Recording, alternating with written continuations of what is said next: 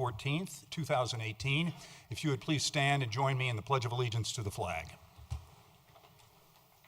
I pledge allegiance to the flag of the United States of America and to the republic for which it stands, one nation, under God, indivisible, with liberty and justice for all. Would the clerk please call the roll?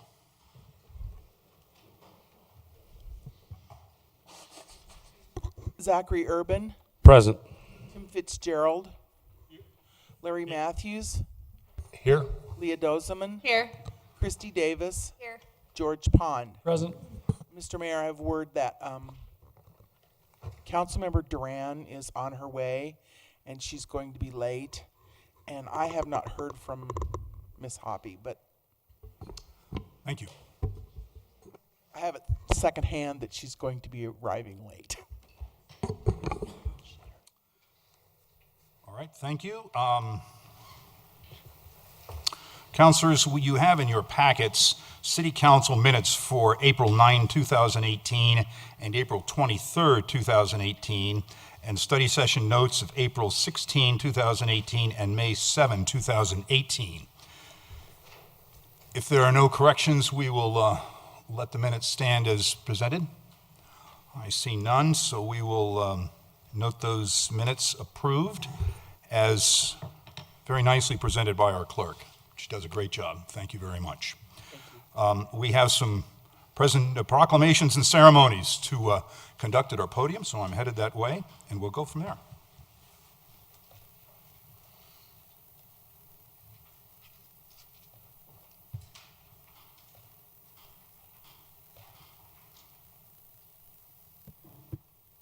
Our first, let me see, am I on here?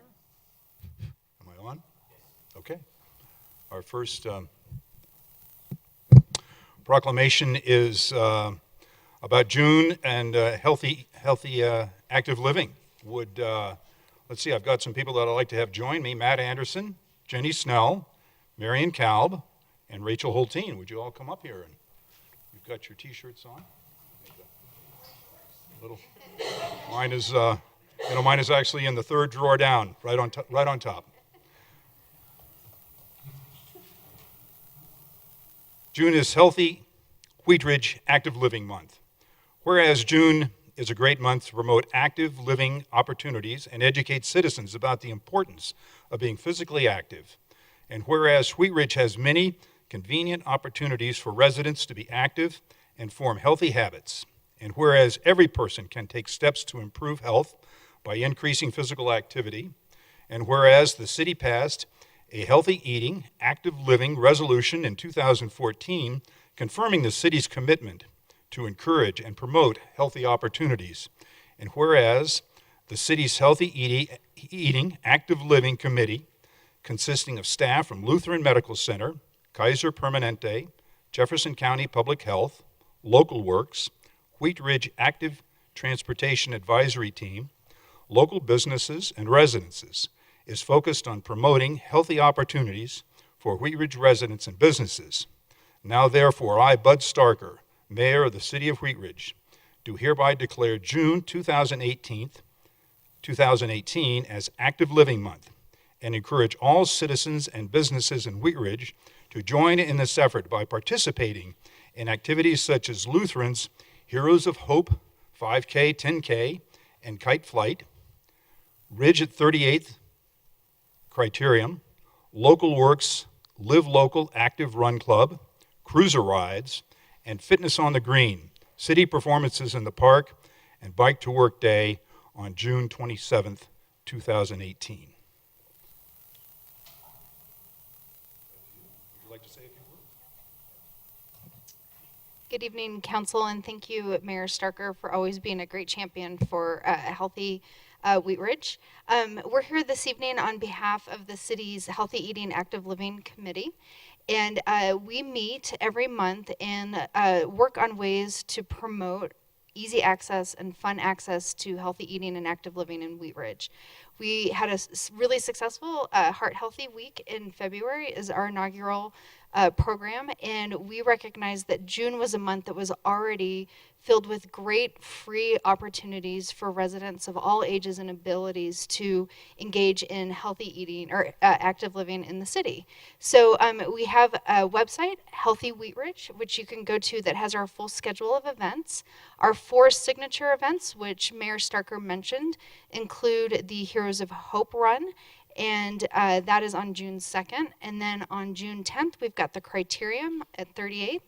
And then on the 20th, we have the kickoff for Performance in the Park.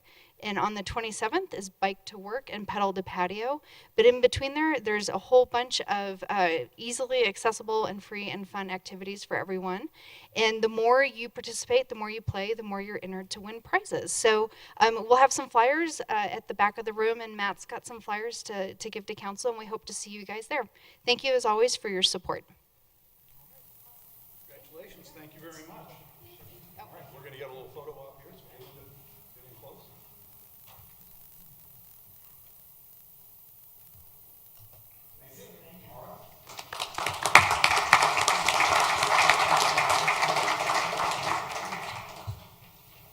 All right, if I could have Chief Brennan join me at the podium.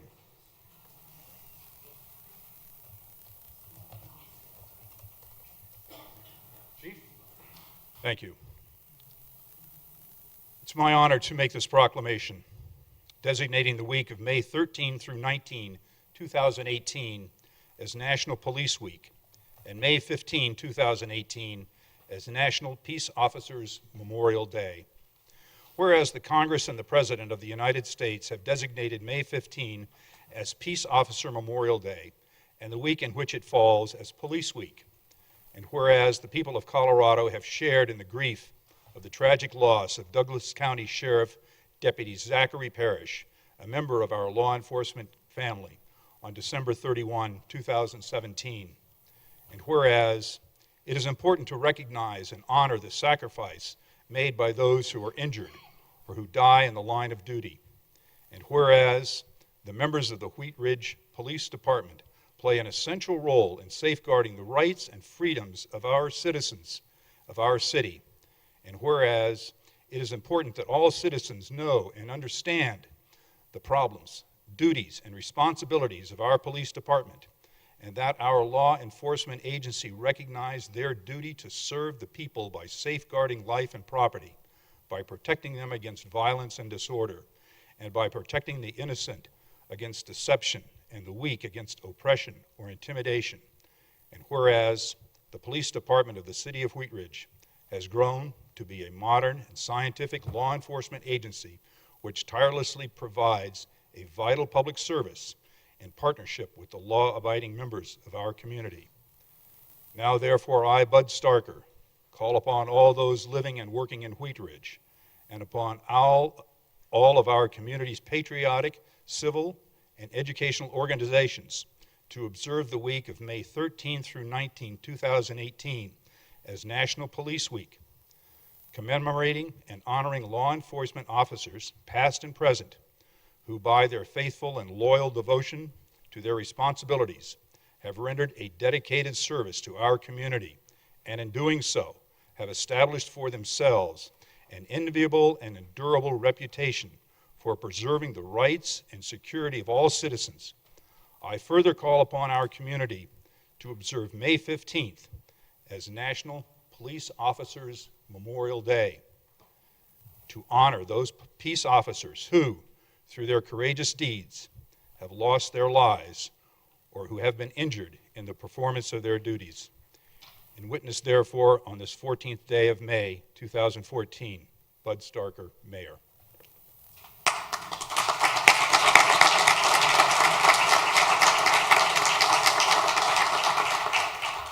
Mayor, council, city staff, and citizens, very honored to accept this proclamation this evening, and I'll keep my words brief.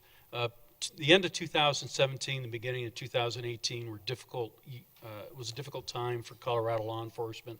Not only did we lose Deputy Zachary Parrish at the end of 2017, but in the first 2 months of 2018, we lost Deputy Heath Gum from the Adams County Sheriff's Office and Deputy Micah Flick from the El Paso County Sheriff's Office.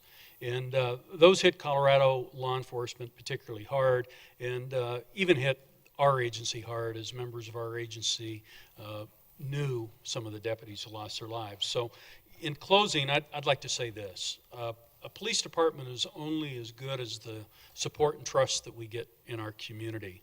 And I can tell you this, my police department and I as police chief really appreciate the support that we get from city council, the support we get from city staff, and certainly the trust and support we get from our community. So thank you for this proclamation. Thank you for this recognition, and I look forward to working with you throughout 2018. Thank you.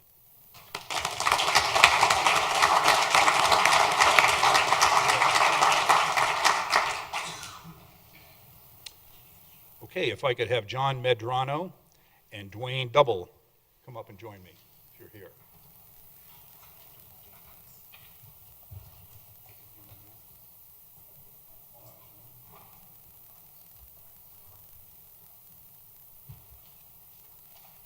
This is a proclamation, National Public Works Week.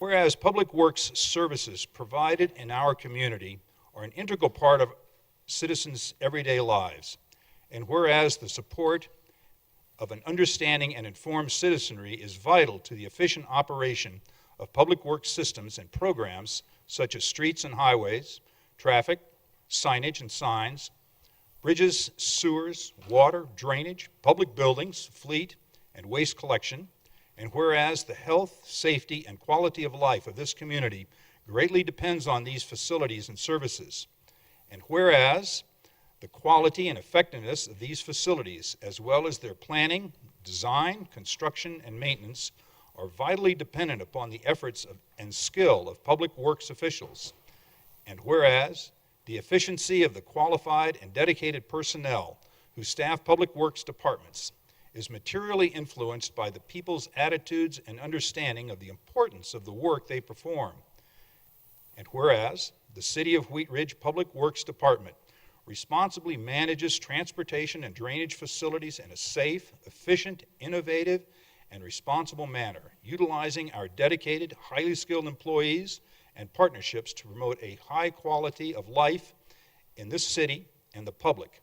And whereas the 29 employees of the department, comprised of the operations and engineering divisions, maintains more than 135 miles of streets and 50 miles of storm sewers, 210 vehicles and pieces of large equipment, manages and administers all construction work in the public right-of-way, manages and oversees the capital investment program, and assists with the redevelopment activities, other agency projects, and other critical infrastructure activities. Now, therefore, I, Bud Starker, Mayor of the City of Wheat Ridge, do hereby proclaim the week of May 20 through 26 as National Public Works Week in the City of Wheat Ridge. And I call upon all citizens and civic organizations to acquaint themselves with the issues involved in providing our public works and to recognize the contributions which public work officials make every day to the health, safety, comfort, and quality of our life. Thank you.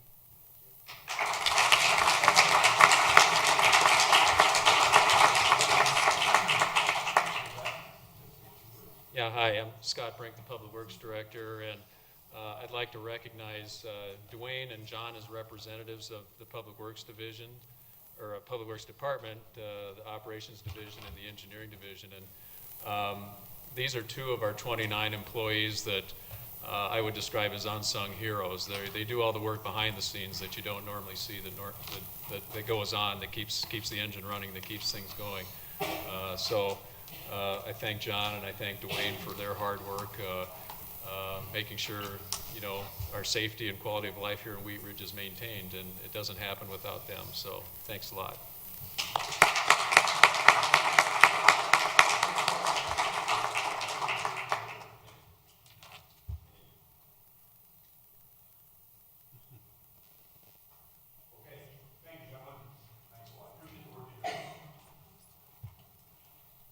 if I could get Janelle Shaver to join me at the podium.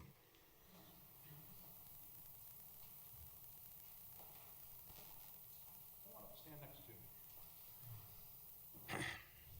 I'd like to make a proclamation for Municipal Clerks Week, May 6th through 12th, 2018.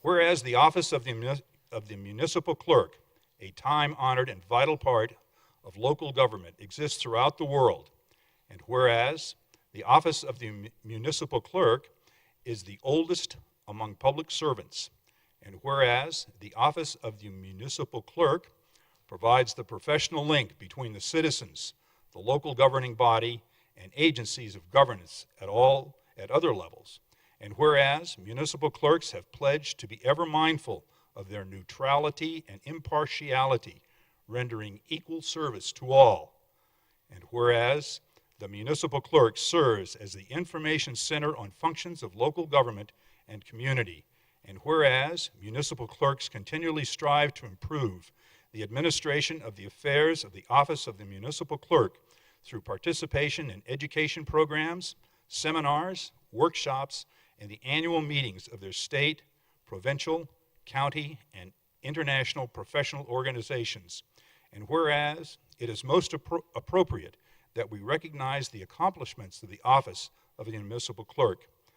Now, therefore, I, Bud Starker, Mayor of the City of Wheat Ridge, do recognize the week of May 6th through May 12th, 2018, as Municipal Clerks Week, and further extend appreciation to our municipal clerk, Janelle Shaver, and to all municipal clerks for the vital services they perform and their exemplary dedication to the communities they represent.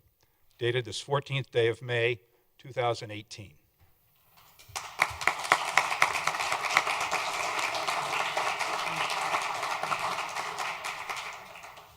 And I'd like to just on a personal note say that I think we have the best clerk in America right here. She does an outstanding job. Thank you. I don't know about that, but I just wanted to say what an honor it is to serve as your clerk. And in thinking ahead, I hope that somebody out there is thinking about, it's a year and a half away, but we're going to need another clerk in November of 2019. So if you are committed to fairness and transparency, and you like to write a little bit, and you love following rules, come in and talk, and I'll talk you into running for clerk. Thank you.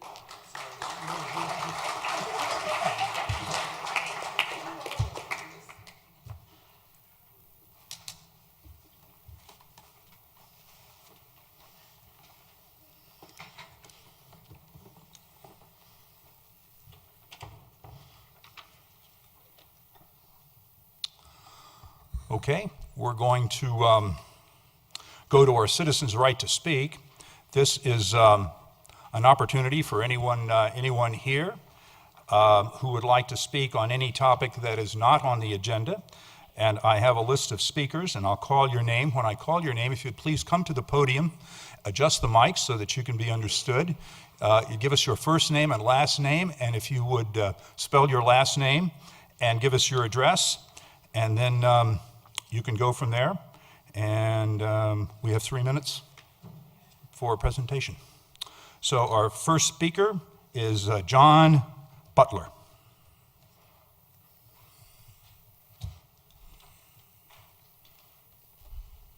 Good evening. I'm John Butler, B-U-T-L-E-R, at 11576 West 38th Place in Wheat Ridge, Colorado, 80033. Greetings to the council members. Thank you for the work you do. I know it's hard. I'm here this evening to encourage the Wheat Ridge City Council to not allow the establishment of marijuana accessory consumption rooms as provided for in the recently passed House Bill 1258. I would further recommend that the council move toward a marijuana-free Wheat Ridge. After all, the goal of Wheat Ridge is to establish a family-friendly, healthy community, which we just had an award for. We got the month of June to get healthy here. Witnessed the new developments at 38th and Wadsworth and on the west side of I-70, along with many other projects around town to make the town more family friendly. All businesses are members of society, and what they do greatly impacts society. There are two main principles that all businesses owe the community in which they operate. Do not do things which make society worse. Try to make society better. So how's the marijuana business doing? Here's a short list. Colorado leads the nation among 12 to 17-year-olds using marijuana. Hospitalization related to marijuana have increased over 70%. Colorado crime rate grew 11 times faster than the nation's 30 largest cities.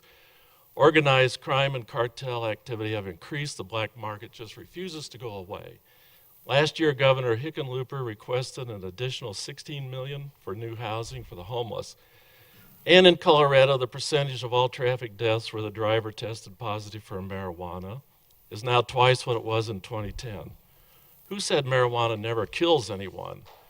Other costs include cognitive impairment, dropouts of school, psychosis, schizophrenia, suicide attempts and actual suicides, petty crime, addiction to marijuana and other drugs, and then there are illegal neighborhood grow houses. Kind of hard to detect them sometimes.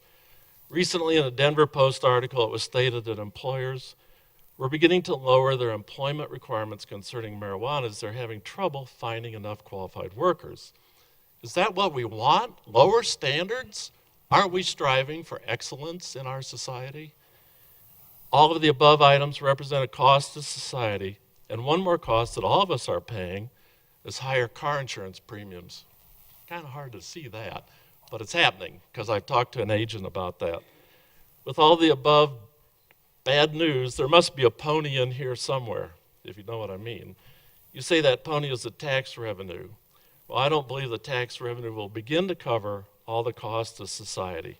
Not even close. Check out the stats on alcohol. And everyone says that marijuana is no worse than alcohol. What we have here is a business that has foisted so many costs on us coming from so many sectors, and they are all costs of destruction to our community. How is this industry fulfilling the basic business principles of not doing things which make society worse and trying to make society better? I believe is failing. Thank you. Thank you. Our next speaker is Barbara St. John, and Dorothy Archer is on deck.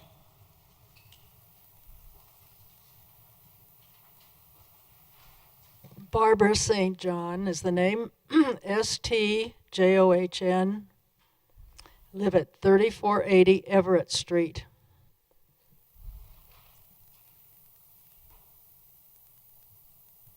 Again, thank you very much for this opportunity to speak. About 6 weeks ago, I expressed my concerns here about the prospect of increasing marijuana use in Wheat Ridge. We now have 5 pot shops allowed by a previous city council. Presently, the issue is the expansion of their influence in our community if the tasting rooms, so-called, are allowed to be added to the pot shops. This will go into Colorado law unless Governor Hickenlooper vetoes it. And we don't know the result of that yet. In these tasting rooms, people will be allowed to buy, vape, use heated oils, and eat edibles, such as brownies, candy, soda, and cookies. These have a high potency of marijuana. Such a communal activity will mean more drugged drivers going home after being in the tasting rooms. Our youth will think that this validates increased marijuana use, and Wheat Ridge should opt out of this activity. Thank you. Our next speaker is Dorothy Archer, and Caitlin Hutchinson on deck.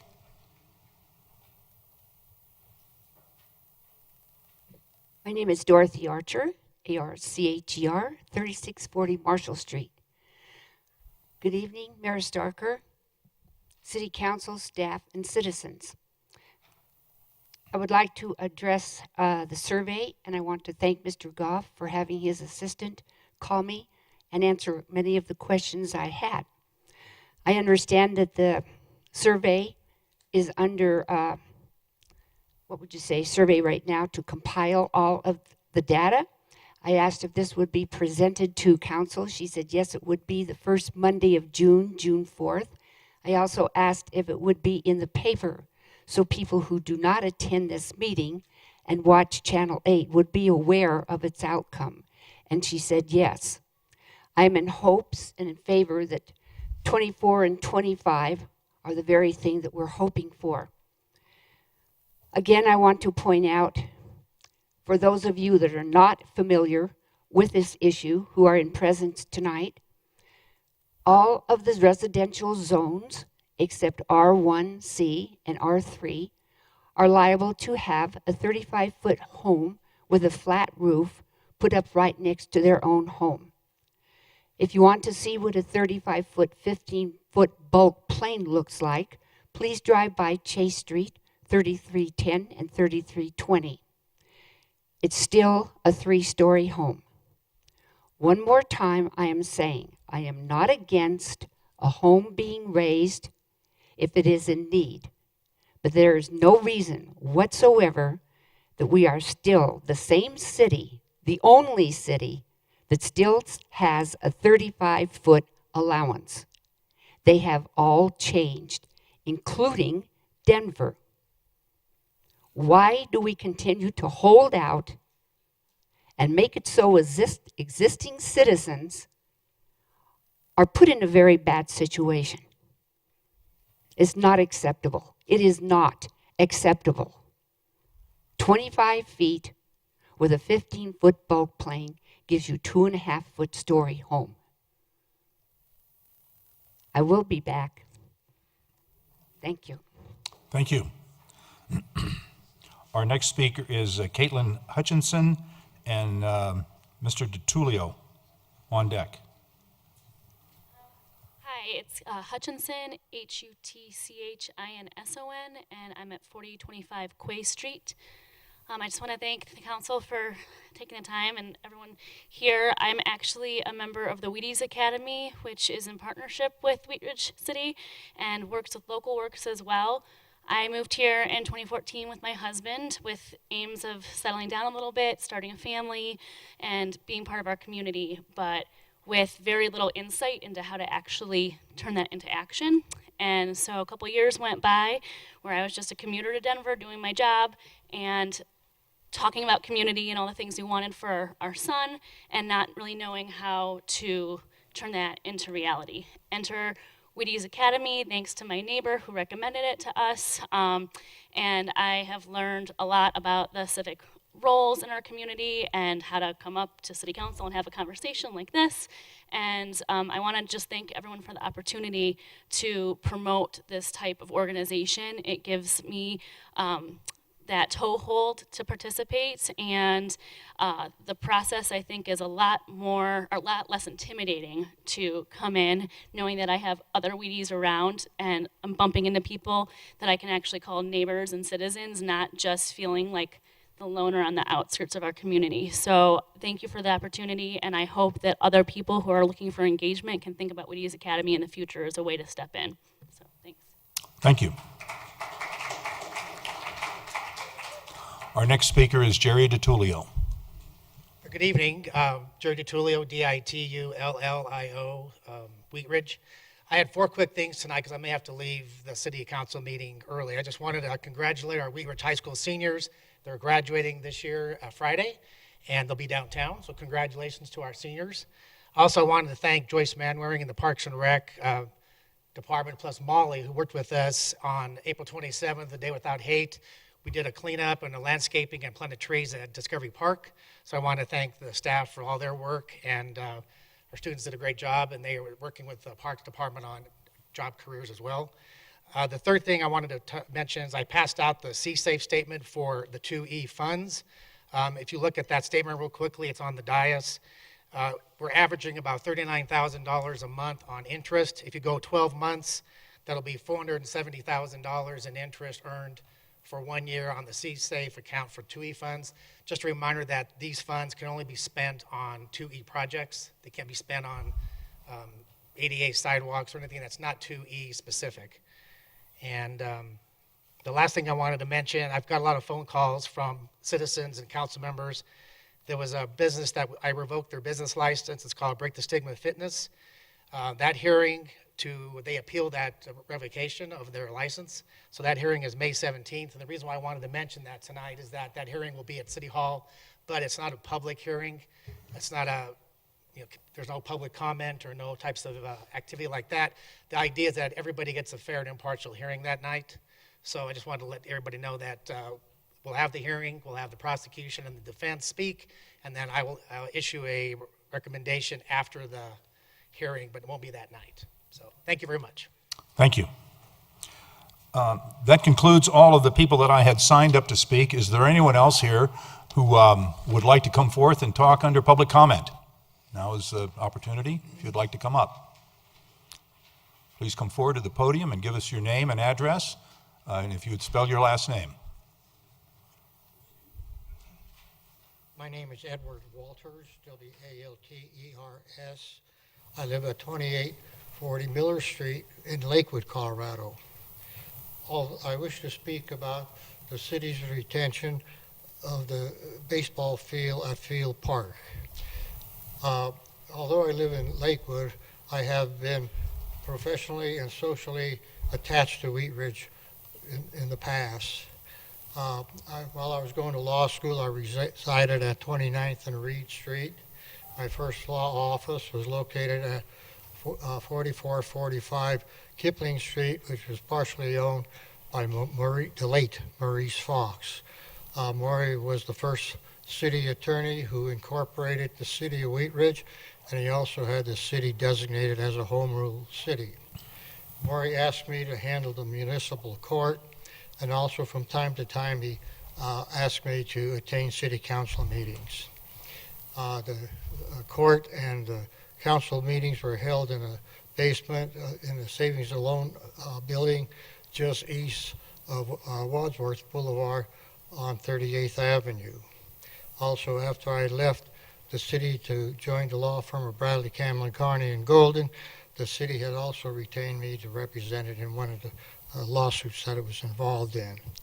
But more importantly, I am a past president of the Wheat Ridge Baseball Association. I coached teams that played at the baseball field at Field Park. My sons played there, and I also was involved in many tournaments that were involved there. I would bring an American flag attached to a pole and fasten that flagpole in center field on the fence out there. My camper was often the official tournament office. I also did some groundwork there. We always were working to reduce the lip between the grass infield and the dirt infield. I have many wonderful memories of that field, and I respectfully urge you to retain that baseball facility at Field Park. Thank you very much. Thank you. Is there any, let's hold our applause, please. Is there anyone else here in the council chambers tonight who would like to speak under public comment? Okay, I see none, and we will then close our public.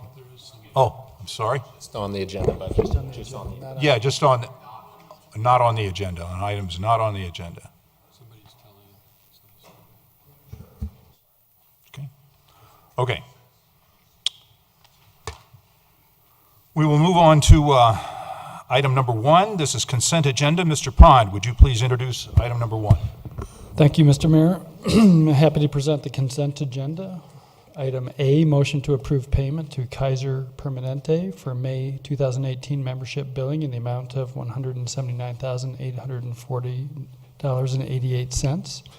B, motion to approve the installation of traffic calming device on Benton Street between 35th Avenue and 38th Avenue in accordance with the Neighborhood Traffic Management Program. And C, motion to approve payment to Colorado State Bank and Trust for a bond interest payment in the amount of $552,650 for the City of Wheat Ridge, Colorado Sales and Use Tax Revenue Bond Series 2017A. Is a motion in order? One moment. Is there any, are there any items on the consent agenda that any counselor would like to pull off of the consent agenda before we move to a motion? A motion is in order. Thank you. I move to approve consent agenda items A, B, and C. I have a motion by Mr. Pond and a second by Mr. Fitzgerald. Is there any discussion on the motion? Seeing none, will the clerk please poll the council? Motion carries 8-0. Thank you. We are now moving into public hearing and ordinance on second reading. Item number 2, Ms. Dozman, would you please introduce item number 2? Yes, thank you. Council Bill number 10-2018, an ordinance approving the rezoning of property located at 11221 West 44th Avenue from Commercial 1 and Agriculture 1 to mixed-use neighborhood. Case number WZ-18-07/Chris P. At issue, the applicant is requesting approval of a zone change from Commercial 1 and Agriculture 1 to mixed-use neighborhood for property located at 11221 West 44th Avenue. The proposed rezoning area includes one parcel, the total size of which is approximately 2.25 acres. The rezoning is requested to facilitate potential redevelopment of the property, which currently contains a mix of residential and commercial uses. Thank you. Do we have an ordinance number on this one? We assigned the ordinance 1643. 1643. This is a quasi-judicial public hearing, and I would like to swear in anyone who intends to testify on this matter. So if you would please raise your right hand and answer this question. Do you swear or affirm to tell the whole truth as you understand it in this matter? If you do, please answer, I do. Thank you. Mr. Goff, we have a staff presentation on this. We do. Thank you, Mr. Mayor. Zach Wallace-Mendez, our case planner on this case. Mr. Mendez, please continue.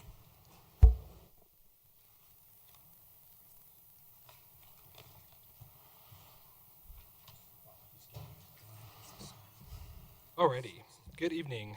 Again, for the record, Zach Wallace-Mendez, planner with the Community Development Department. Tonight I'm presenting case number WZ-1807, request for approval of a zone change from Agricultural 1 and Commercial 1 to mixed-use neighborhood. I would like to enter into the public record the contents of the case file, the zoning ordinance, the comprehensive plan, and this digital presentation. The property is within the City of Wheat Ridge. All appropriate notification and posting requirements have been met, and therefore City Council does have jurisdiction to hear the case. As always, I'll begin with a brief overview and aerial of the property. The property is located here on 44th Avenue, just west of Pearson Street.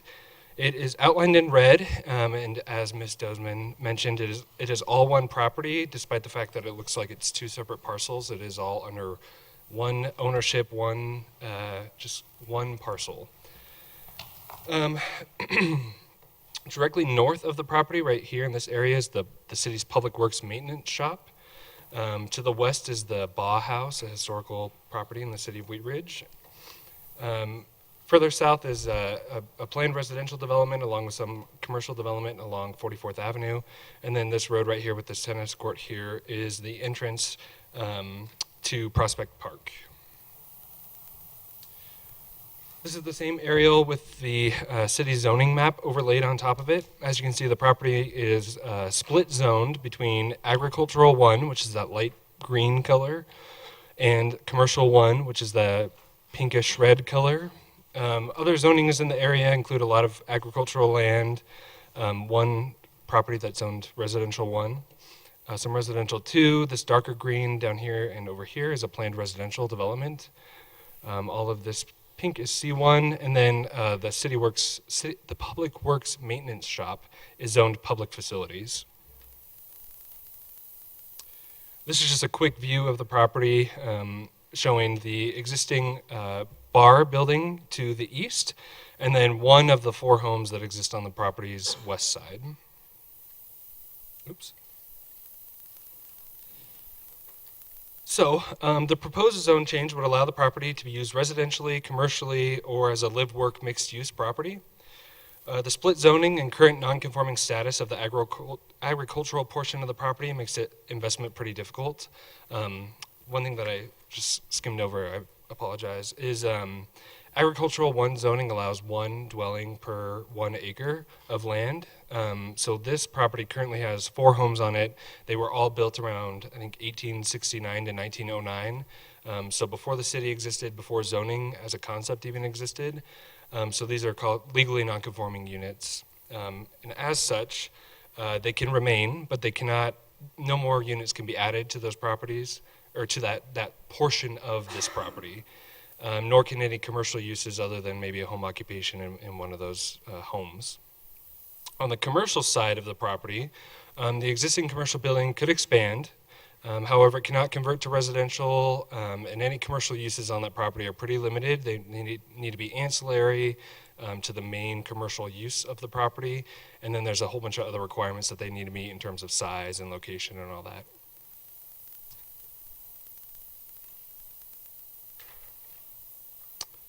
There was a neighborhood meeting held on February 7th. 5 neighbors were in attendance and their questions were answered. During the public posting and notification for both the Planning Commission hearing and this hearing, I did not receive any calls or letters from any neighbors. There were no comments or concerns from utility agencies or other departments during the referral period.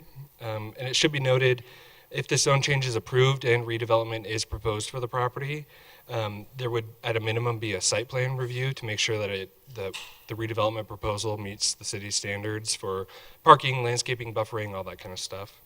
And it is during that stage of the process where we would get really specific reviews and referrals from the serving agencies like water and sanitation on what's required. So just a word of note there. As council is aware, we use several criteria to evaluate zone change requests, and primary among them is consistency with the comprehensive plan. This is an image from that plan, and the property in question is located roughly where the blue star is on the map. The pink line along 44th Avenue indicates a neighborhood commercial corridor. That corridor designation envisions a broad mix of uses, activities, including commercial and residential.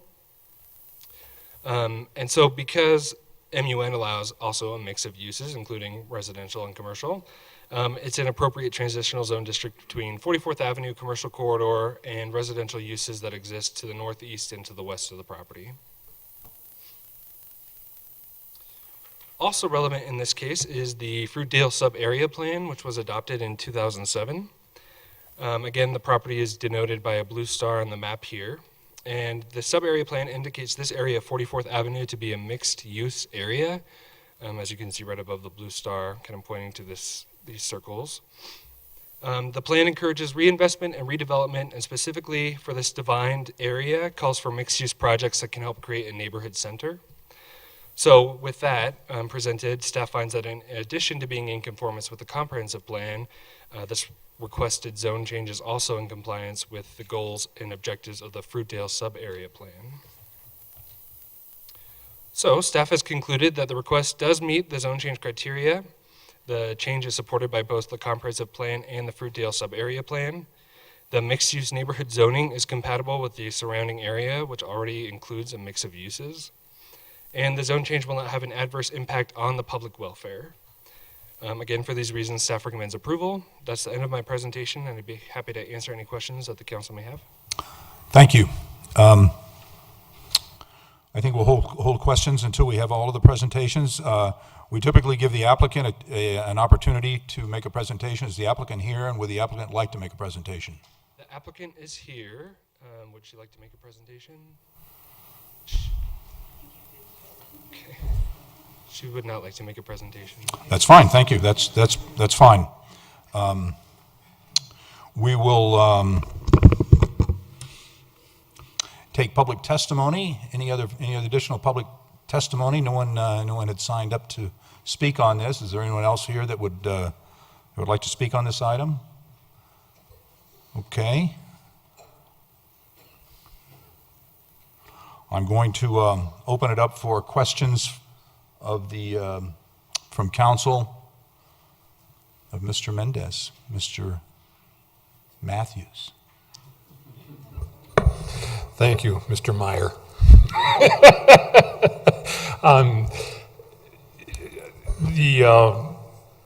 The MUN is, that used to be, I believe, a tavern liquor establishment. Is that license still in place, and how does the zone change affect that? I do not believe that the liquor license is still in place for the tavern. City clerk may need to verify that, but okay, it is not still in place. And the commercial one zoning is a little bit more intensive actually than the mixed-use neighborhood zoning, but both would allow for a bar on the Okay, and that's a fairly, would more residences be able to be added under MUN? I mean, Yeah. could they break this up into 6 residences or whatever? Yeah, so technically as it's zoned today, it should only have 1 residence, but there's 4 there as a non-conforming status. And under the mixed-use neighborhood zoning, there would be allowed 21 units per acre, assuming parking requirements, drainage requirements, all that kind of stuff could be met. But there would be no requirement to have some commercial. It could be strictly residential? Yep. Or vice versa? Exactly. It could be entirely commercial or entirely residential or a mix of the two. Additional questions?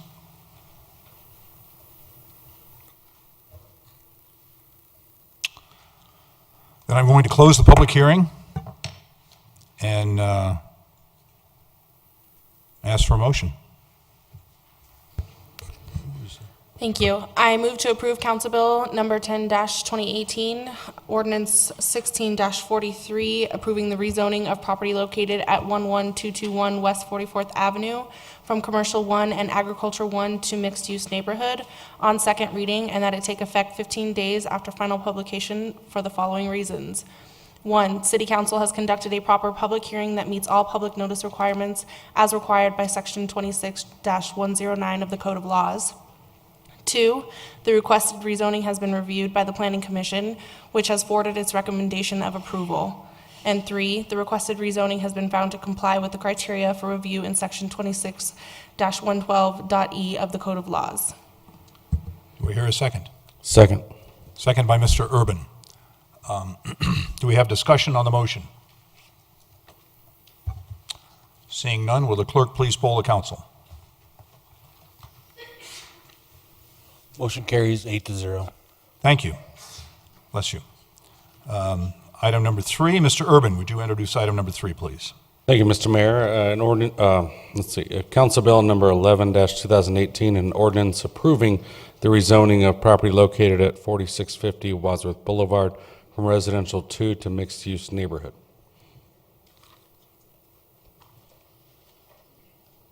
Thank you. Do we have an ordinance number here? Ordinance number 1644. 1644. This is a public hearing, a quasi-judicial public hearing. If you intend to testify on item number 3, would you please stand and raise your hand, and I will swear you in. Do you swear or affirm to tell the whole truth as you understand it in this matter? If you do, please answer, I do. Thank you. You may be seated. Mr. Goff, do we have a staff presentation on this? We do. Mr. Scott Cutler, planner with the Community Development Department. Mr. Cutler, please proceed.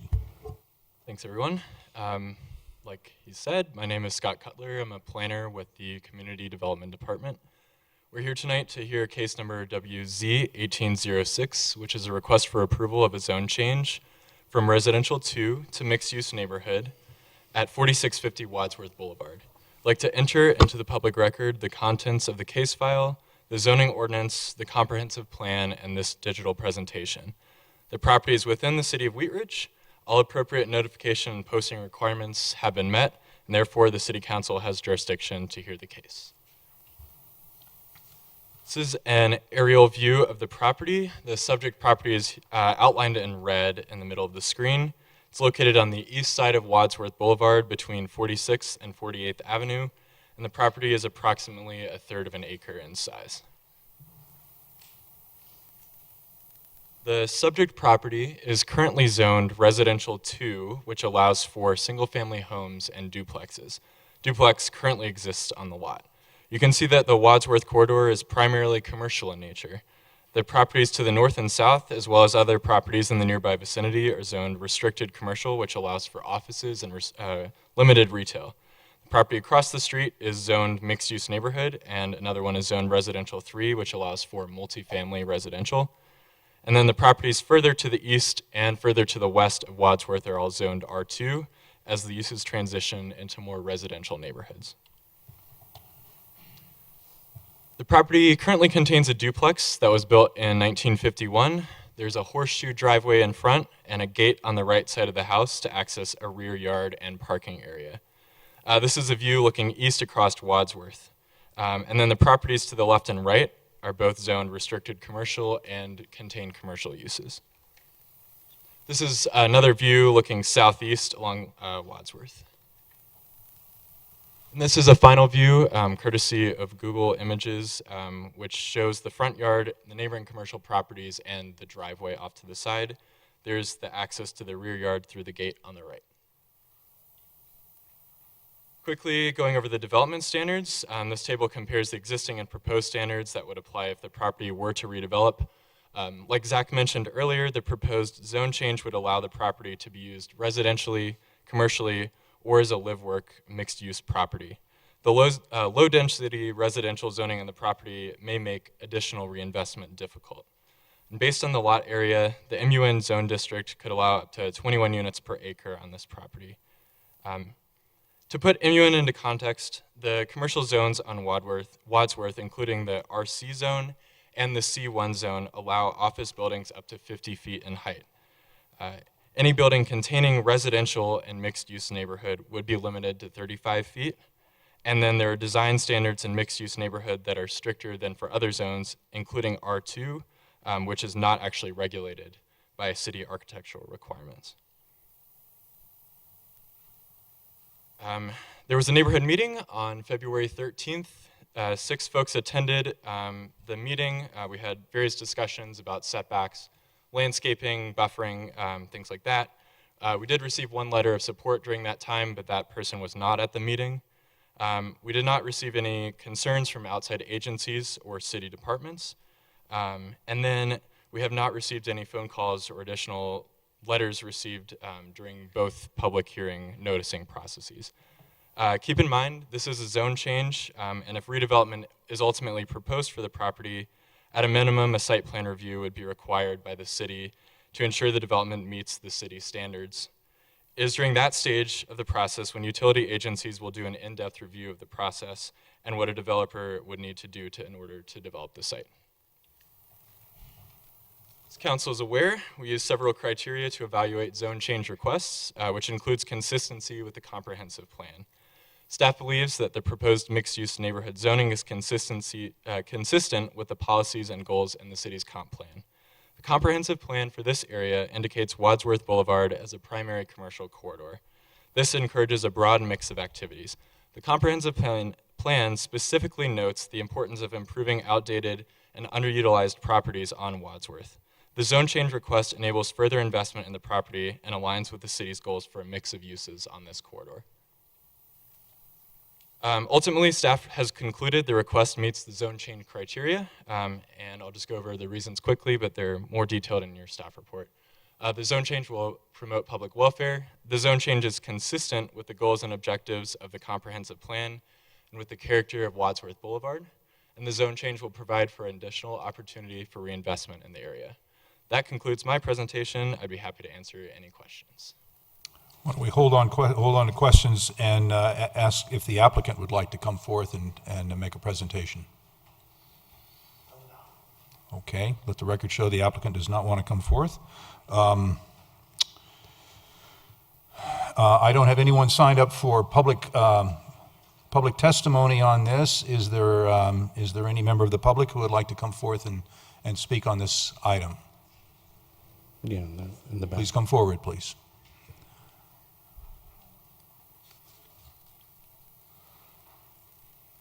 You would adjust the mic and give us your first name and last name, spell your last name, and give us your address.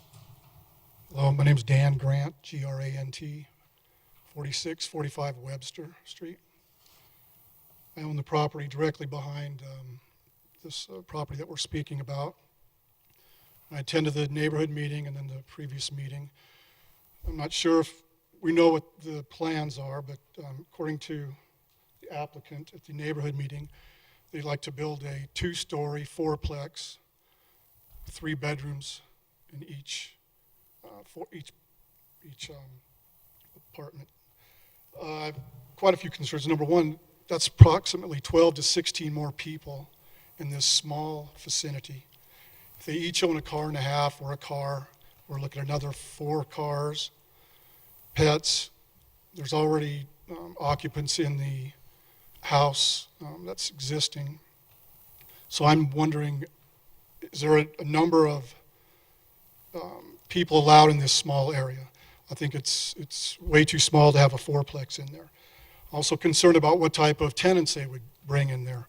At the neighborhood meeting, they talked about bringing in young professionals. I'm not sure if a young professional wants to live in the back of a house facing the south is the way they propose to build this, which is the Chinese massage parlor. So I'm not sure if young professionals are going to bring their families and live here. So I'm against this, and that's what I had to say. Thank you. Thank you very much. Is there any other? Yes, ma'am. Please come forth.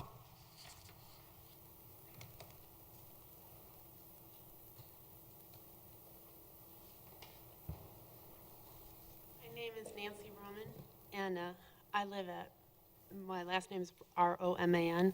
I live at 4655 Webster Street. I'm in the property behind this property as well. And I just would like to say that I think that's far too concentration of residents in that area. It's a small area. We can already hear one another. We don't need additional residents in that area. And that's about all I have to say. Thank you very much. Thank you very much. Thank you. Okay. Is there anyone else in our city council, the chambers tonight, who would like to speak on this item? Okay. I will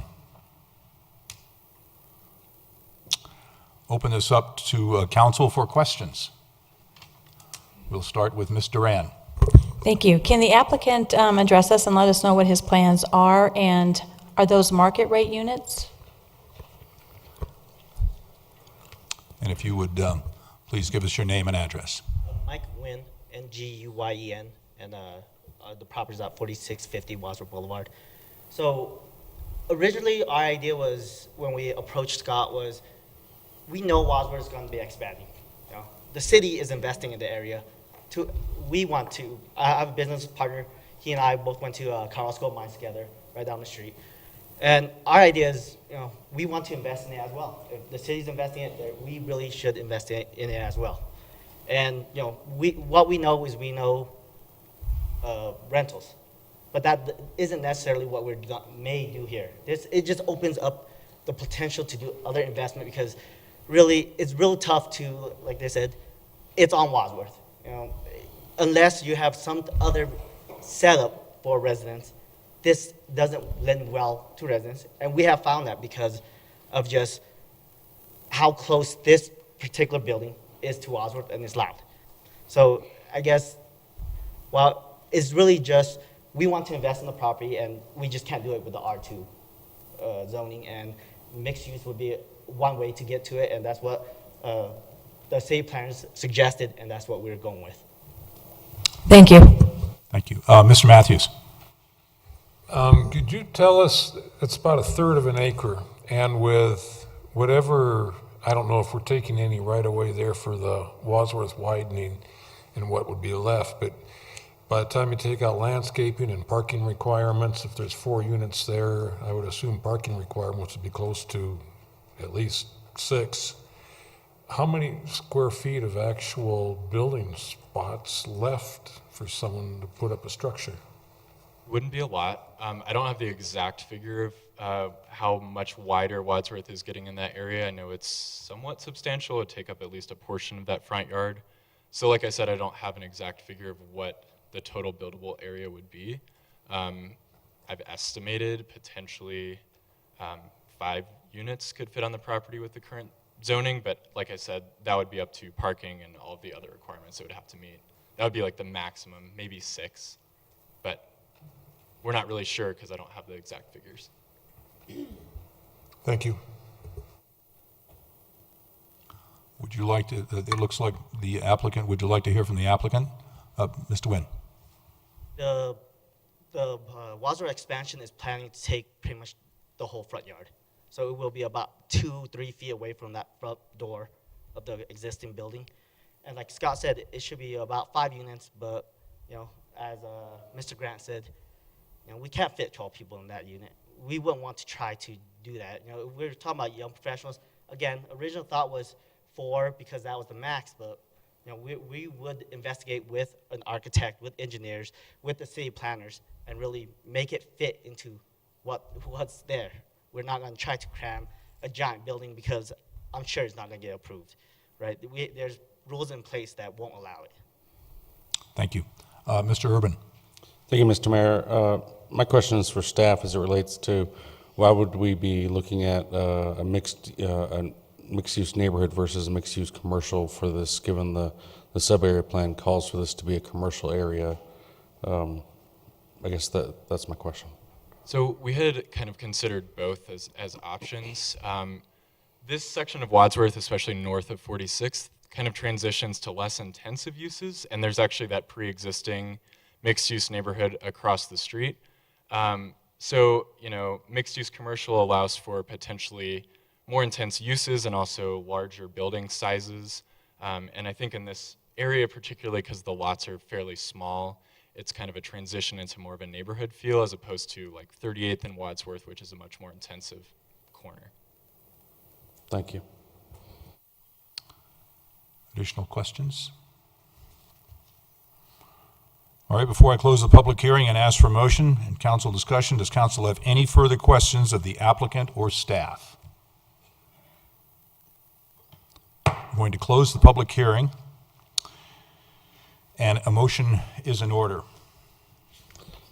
Thank you, Mr. Mayor. I move to recommend approval of case number WZ-18-06, a request for approval of a zone change from residential 2 to mixed-use neighborhood for property located at 4650 Wadsworth Boulevard for the following reasons. The proposed change will promote the public health, safety, or welfare of the community and does not result in an adverse effect on the surrounding areas. Utility infrastructure adequately services the property. The proposed zone change is consistent with the goals and objectives of the city's comprehensive plan and consistent with the character of Wadsworth Boulevard. The zone change will provide additional opportunities for reinvestment in the area. The criteria used to evaluate a zone change supports the request. Second. Okay, we have a motion and a second. Do we have discussion? Mr. Matthews. I'm just a little concerned when we take all these small parcels and start giving them MUN designations. I'm trying to imagine 5 or 6 cars parked on my lot at home, and it's not pretty. And I wish we had a more comprehensive way of looking at these small parcels, because we give them a lot of latitude to go straight up in the air, but I just don't think there's enough surface area there to deserve this kind of zoning. Thank you. Additional discussion? Seeing none, will the clerk please poll the council? Yes, ma'am?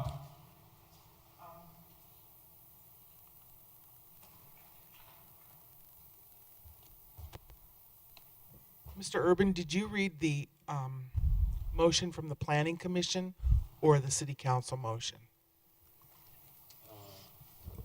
It's under suggested motions, option A.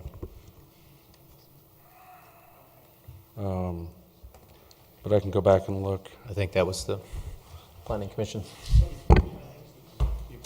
Sorry. I believe it was as well, but I think that's okay. I think it's still a solid motion of approval, just slightly different language. I think it said recommended but. I see that now. I Yeah. can Mr. Dahl, would you give us a little advice here? Yeah, the sense of the motion is that council is approving. Their council doesn't recommend to anyone, and so you're the final decision maker, and if the motion passes, the rezoning will have been approved.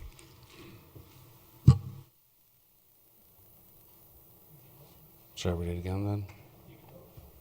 I guess we'll You can vote. proceed to a vote on whatever the motion was. Ms. Hoppy. I'm sorry, just a small housekeeping issue. Ms. Janelle, usually when we push the button, the light doesn't immediately light up, and it waits for you to push the button to show all the results at the same time. Currently, as we're pushing, it's lighting up. So, like, Monica could push hers, and it'll light up, and then I could wait to see what she pushed and then push what I wanted. So if you could, thank you.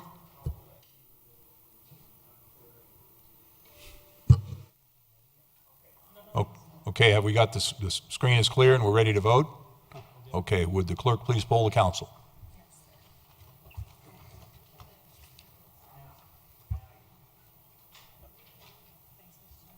Motion carries 7-1 with Mr. Matthews voting no.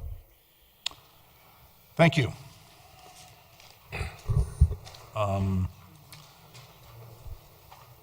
We will move to item number 4. Mr. Matthews, would you please introduce item number 4? Thank you, Mr. Mayor.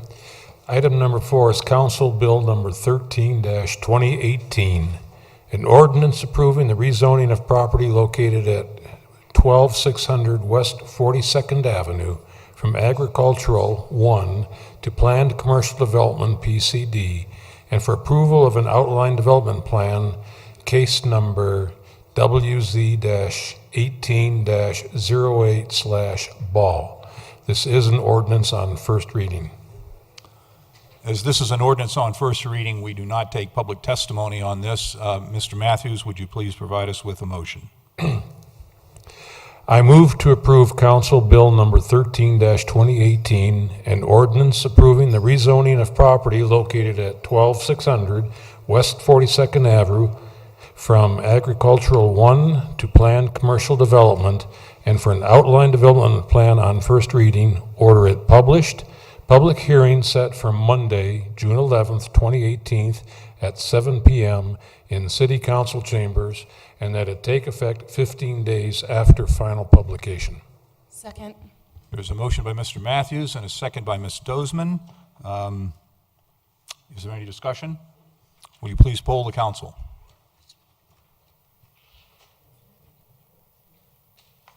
Motion carries 8-0. Thank you. Item number 5, Ms. Davis, would you introduce item number 5, please? Thank you, Mr. Mayor. This is also ordinance on first reading. Council Bill number 14-2018, an ordinance approving the rezoning of property located at 7955 West 42nd Avenue from residential 2 to planned residential development, and for approval of an outline development plan, ODP, case number WZ-17-08, Enviro Finance Group. The applicant is requesting approval of zone changes from residential 2 to planned residential development for property located at 7955 West 42nd Avenue. A motion is in order.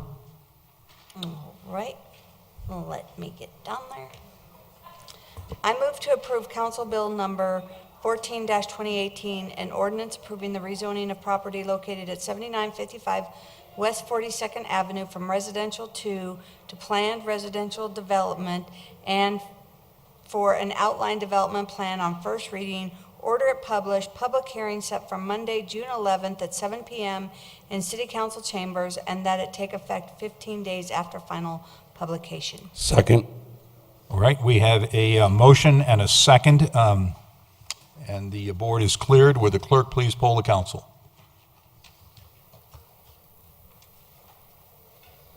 Motion carries 8-0.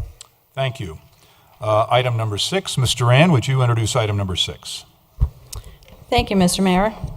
Resolution number 27-2018, a resolution amending the fiscal year 2018 2E Bond Fund budget to reflect the approval of a supplemental budget appropriation in the amount of $447,700 and 8 for the proposed of revising the Anderson Park Master Plan to retain a lighted baseball field and add a removable outfield fence to allow for multi-use field.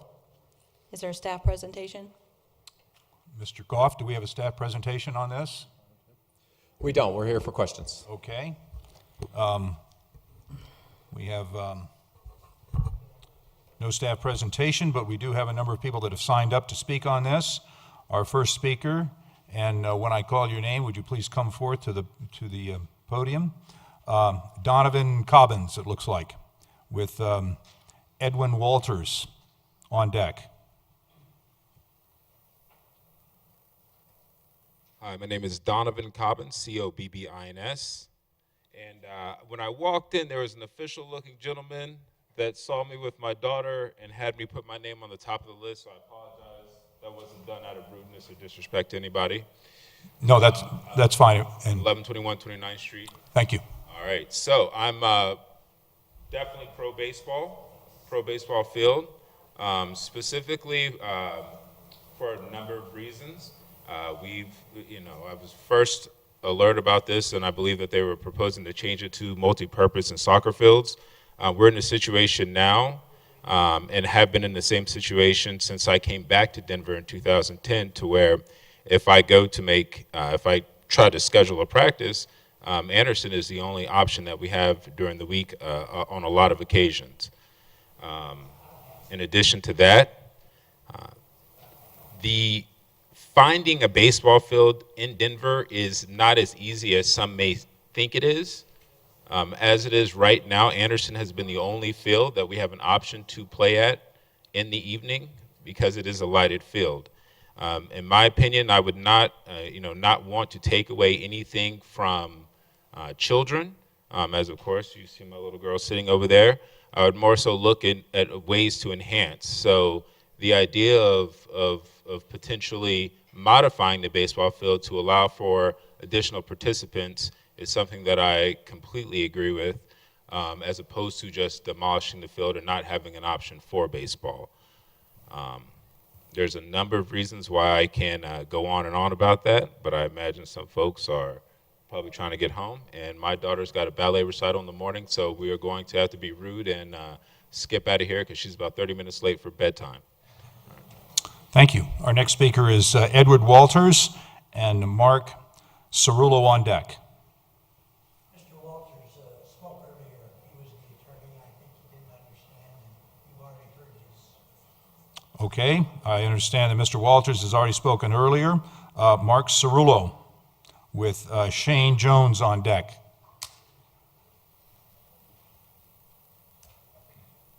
Hi, good evening. My name is Mark Cerullo, Cerullo, and I live at 9425 Wickerdale Court, which is in Highlands Ranch, Colorado. So I'm here on behalf of the baseball field at Anderson Park, 44th and Field. I've been involved with that park in many capacities, one as a player, as a coach, as a manager, and now I reside as the president of the Rocky Mountain Baseball League here in Colorado. It's a collegiate league. We bring in players from all over the country to come play in Colorado over the summer. Our biggest challenge with that is fields. Not only the capability of space of a field, but having the size of a field that can adapt to college level baseball. Colorado, or I should say Denver, as a metropolitan city and stuff, we only have 4 fields that are lighted, Anderson being one of them. So this poses a big problem for what we're trying to accomplish as our league. We're trying to bring in college students to have an experience to play baseball in Colorado over the summer, and thus we also provide them jobs. We provide them employment. So a lot of our games need to be kind of in that evening hour. Most of the times where we don't have the capability of a lighted field, we're trying to beat the sun to end the game, if that makes sense. Thus, that just presents a lot of challenges for us, for sure. But As a field where it's located, I've kind of fallen in love with the field. To me, it's like a little neighborhood kind of entertainment. My first time back in Colorado when I went off to college and played a little bit of baseball and that kind of thing, my first field I played on when I got back into Colorado was Anderson Park. So I have a little bit of sentimental feeling to that as well. But it's a challenge. We have new teams, new organizations that want to join our league, and our first questions to those teams is not can you financially handle the obligation of the league, not do you have enough players on your team, not that can you represent and you're going to uniform and all these things that we need to be for our college students. It's do you have a field? You have to bring a field to be able to join our league. Otherwise, you're not in our league. So it's a big challenge. And it's not just Wheat Ridge. As I said, there's only 4 fields throughout the Denver metropolitan area that have lights. And losing this field would be a detriment. Thank you. Thank you. Our next speaker is Shane Jones, and Charlie Stevens is on deck. Shane Jones, Jones, and I live at 7433 South Mobile Street, Aurora, Colorado, 80016. I've played baseball for 20 plus years, and a lot of those years have been spent playing baseball at Anderson Park.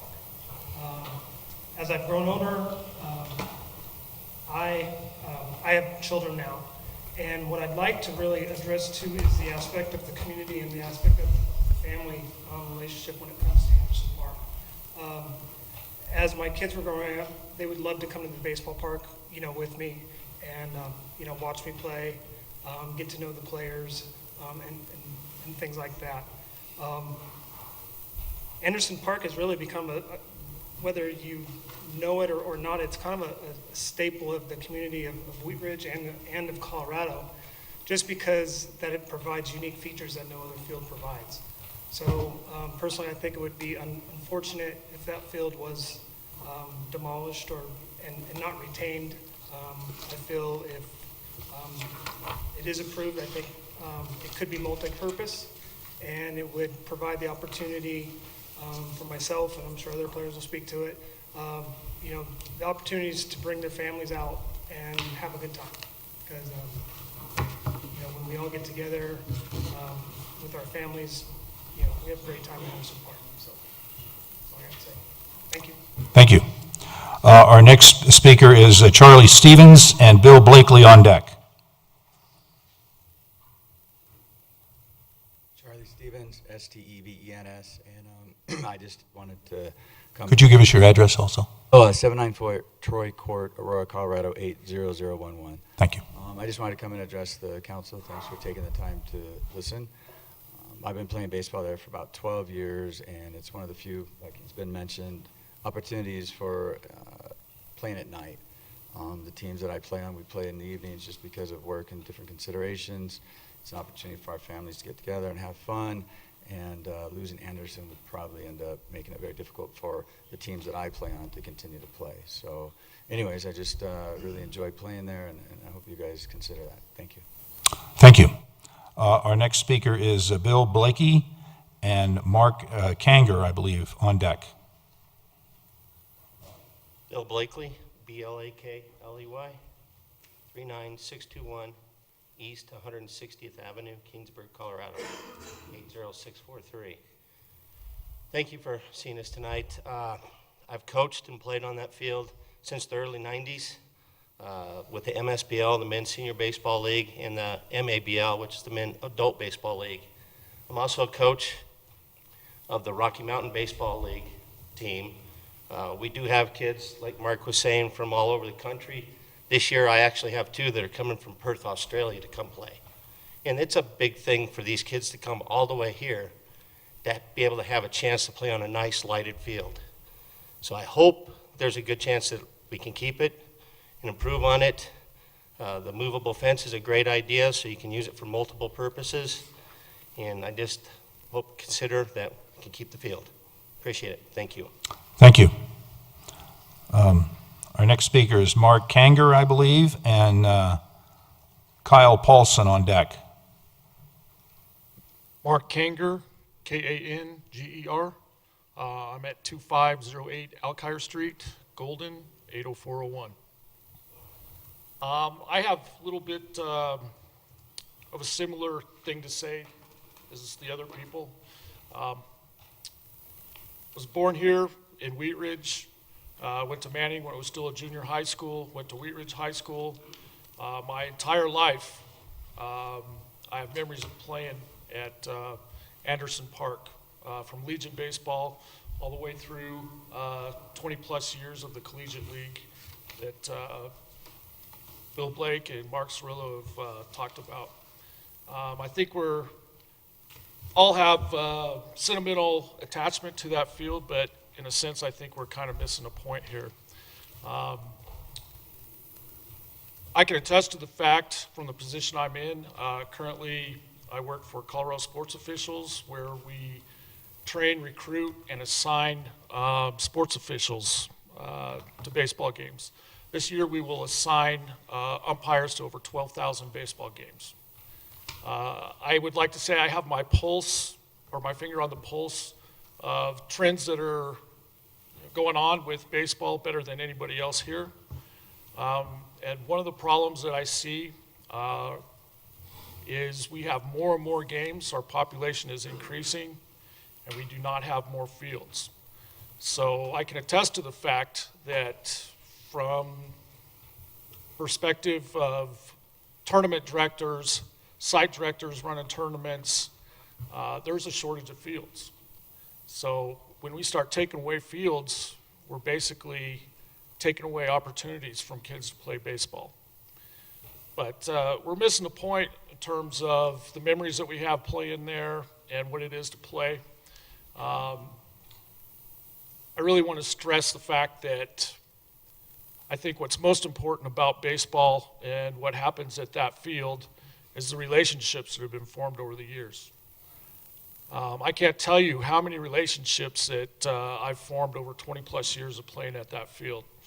Instantly, when I walked into the room, there's at least 7 or 8 people here that I've recognized, I've played with, I have worked for. In terms of networking, a lot of these kids that have played at 44th and Field go on to become college coaches, and they come right back here to Wheat Ridge to recruit players. A lot of those players go on, form their own businesses, and they provide employment opportunities for players in the future. So I think that ballpark is integral for, just the future, for relationships that are formed on that field. So obviously, I'm pro baseball in the pro field, and I think that's an asset that we need to keep. Thank you. Thank you. Our next speaker is Kyle Paulson and Helen Hewitt on deck.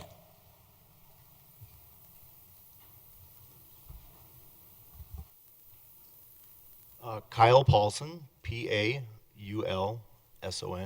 4420 Brentwood Street, 80033. Mayor, council members, and the public, thanks for the opportunity to speak this evening. Anderson Park is my family's favorite park. You just go around the park, you can walk and hike on a trail system, you can go to the playground, you can work on your soccer and your lacrosse on the open fields, you can go to the swimming pool, you got a basketball court there, and of course you got the baseball field. And it's really that rich variety of uses and activities on the park spaces that is really of great value to our family and why we keep coming back. On a personal level, I'm another one of the players in the MSBL, MABL league, and so once a week I get to go out there and pretend like I'm a 16-year-old again for 3 hours, and Yeah, exactly. And, wake up and feel the burn the next day. But it's a great exercise. It's a great opportunity to go out and, have that activity in a nod to the, active living recognition this evening. Circling back to my family, they go out there, and when I'm playing, they can watch the game, and then they can, filter over to the playground, play basketball, and be close to the field and enjoy kind of a family evening. As far as, the Wheat Ridge community has been really great about, providing facilities and spaces for different activities and different interests, across the city. You have, many parks, many courts, beautiful rec center, and just a great amount of different activities that you can participate in, and really would like to keep the baseball field as one of those activities for the slice of the population from 16 all the way up to, I don't know, Tony, what's our oldest in our league? 73. So 16, 15, 16-year-olds that are playing there all the way up to 73 right now. Enjoying the field and getting exercise. And it even, lends to some extent of building community. I'm an outfielder, and there's people growing on the trail behind the field, and it's wonderful to just have a 1-minute conversation with folks that stop at the fence and chat about, might not even be about baseball, just maybe whatever. And kids and adults coming over from the basketball court to chat a little bit, and so build some community there. So, in closing, just really think it's a great idea to have a mixed use of the field. I think it's a great plan to recognize the changing needs of the community, but also recognize the value of the field, the sentimental value of the field, and the ability to keep that available for the slice of the population that does still play baseball. So, in favor of voting that y'all voted for 27-2018. Thank you very much for your time. Thank you. Our next speaker is Helen Hewitt and Tom Sundheim on deck. I'm Helen Hewitt, 3975 Miller Court, 48-year resident of Wheat Ridge. I'm in favor of keeping the ballpark, and we're host family a few times for some of these fine young men that come into Colorado, and I'm just in favor of it. I think it's a great place to play. Thank you. Thank you. Our next speaker is Tom Sundheim and Raleigh Sorrentino on deck. Good evening, Tom Sundheim, Sundheim. I live at 5601 West 35th Avenue here in Wheat Ridge. And I'm really pleased, and I want to praise the Parks and Rec Department, Mrs. Manwaring, and all the city council people. I really appreciate the due process that I'm seeing and experiencing here in the last couple months, listening to everyone. Very receptive ear on the council's part, very receptive and thorough on Mrs. Manwaring's part, pursuing alternatives and looking at the redevelopment of the Anderson Park. I think it's awesome. A couple little few things that I'd like to reflect on. I think it appears to me as though in searching for options for a regulation baseball field, I think it was, we came to the conclusion that that really is not an option in our community, and to bring to everyone's attention that this is the only regulation baseball field in the city of Wheat Ridge, and it also has the good fortune of being lit.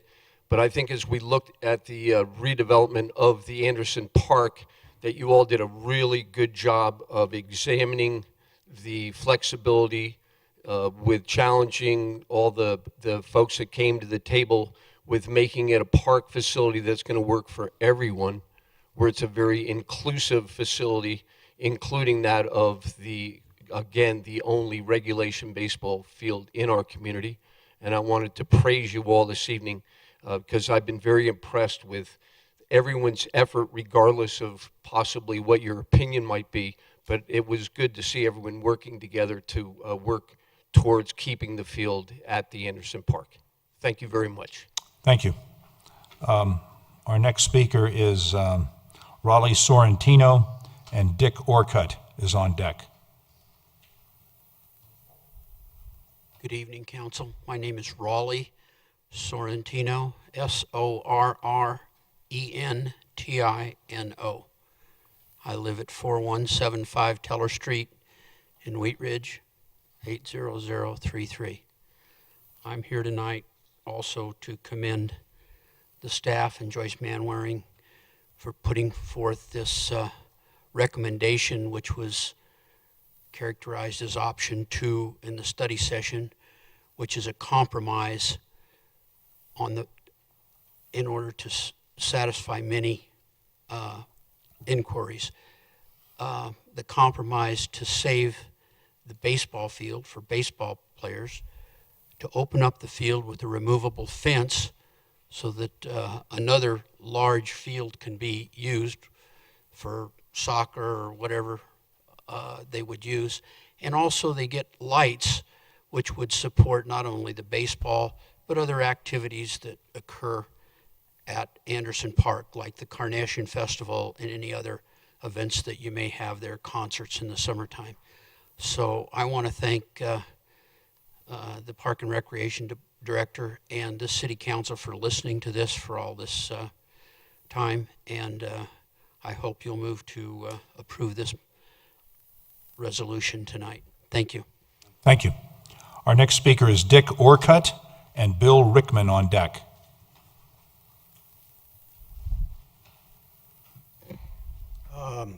Dick Orcutt, 10033 West 30th Avenue in Wheat Ridge. And I've been here enough times by now that there's no secret where I stand on the importance of this issue. I do want to emulate some of the things that were said a minute ago. I know many of you, like all of us, will have an opinion, and sometimes it's difficult to alter an opinion once it's formed. And I just appreciate the fact that over the last 5 or 6 months that there seems to have been a very large open-minded attitude here. And regardless of the final outcome of this race, I do appreciate that on behalf of the citizens of Wheat Ridge, and I appreciate those of us that have been working towards the alteration of the original plan. You know that I feel this is an asset that is owned by Wheat Ridge. You know that it's been a part of my life in the past, and you know that I believe it will be the part of hundreds and hundreds and hundreds of people that will be coming through and using this park long after I'm gone and perhaps some of you are gone. I hate to see us lose anything that's that vital and that valuable to the community of Wheat Ridge. And I hope that when the final vote comes, you'll keep that in mind. And I appreciate the support that you've given us along the way to this point. Thank you very much. Thank you. Our next speaker is Bill Rickman and Tony Collins on deck. Good evening. My name is Bill Rickman, 4090 Field Drive. I too am a big fan of baseball, and in listening to the comments tonight, I think that a lot of valid things have been said about this particular project.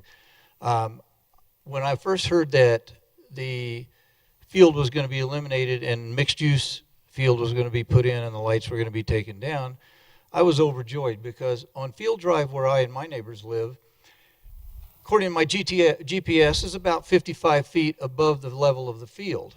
And unfortunately, the old and worn-out lights there shine directly in our houses and directly on our front porches and make enjoyment in the evening on that ridge south of Anderson Park pretty impossible. So I have been against the field. I played baseball growing up. I like the sport. I think listening to people tonight, it has impacted a lot of lives, and that was what I was hoping to hear. My perception was that it was for a small amount of people that as have spoken tonight, a number of them don't live in the community, but participate here. I remember growing up as a kid, we had lighted fields where I grew up, and that was an important component of Little League and even adult baseball. I think that it's unfortunate that there are only 4 fields, and I wonder why the other cities haven't stepped up to put any in. I don't think that Wheat Ridge is bearing undue burden because of that, but I do think that a mixed-use field is a better use. I think after listening tonight, I think it should include a baseball field, which I didn't before. So I appreciate everybody's comments relative to that. But in the planning of this new park and this new facility and the new way it's done, man, we got to ask that you do something about those lights. If you want to come up to my front porch and sit in the evening and look where it goes directly over my neighbor's house and right into my yard and right into my house and right into all my windows till sometime between 9:30 and 10:30 at night, multiple nights a week, you can see that there's a problem.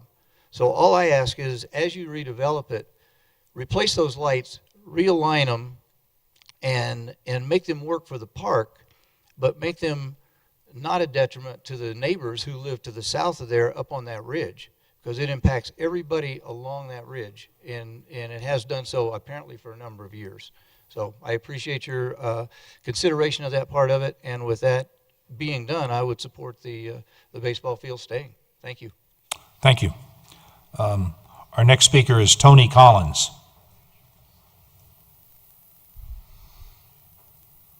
Tony Collins, Collins. I live at 2871 Woodridge Circle in Islands Ranch.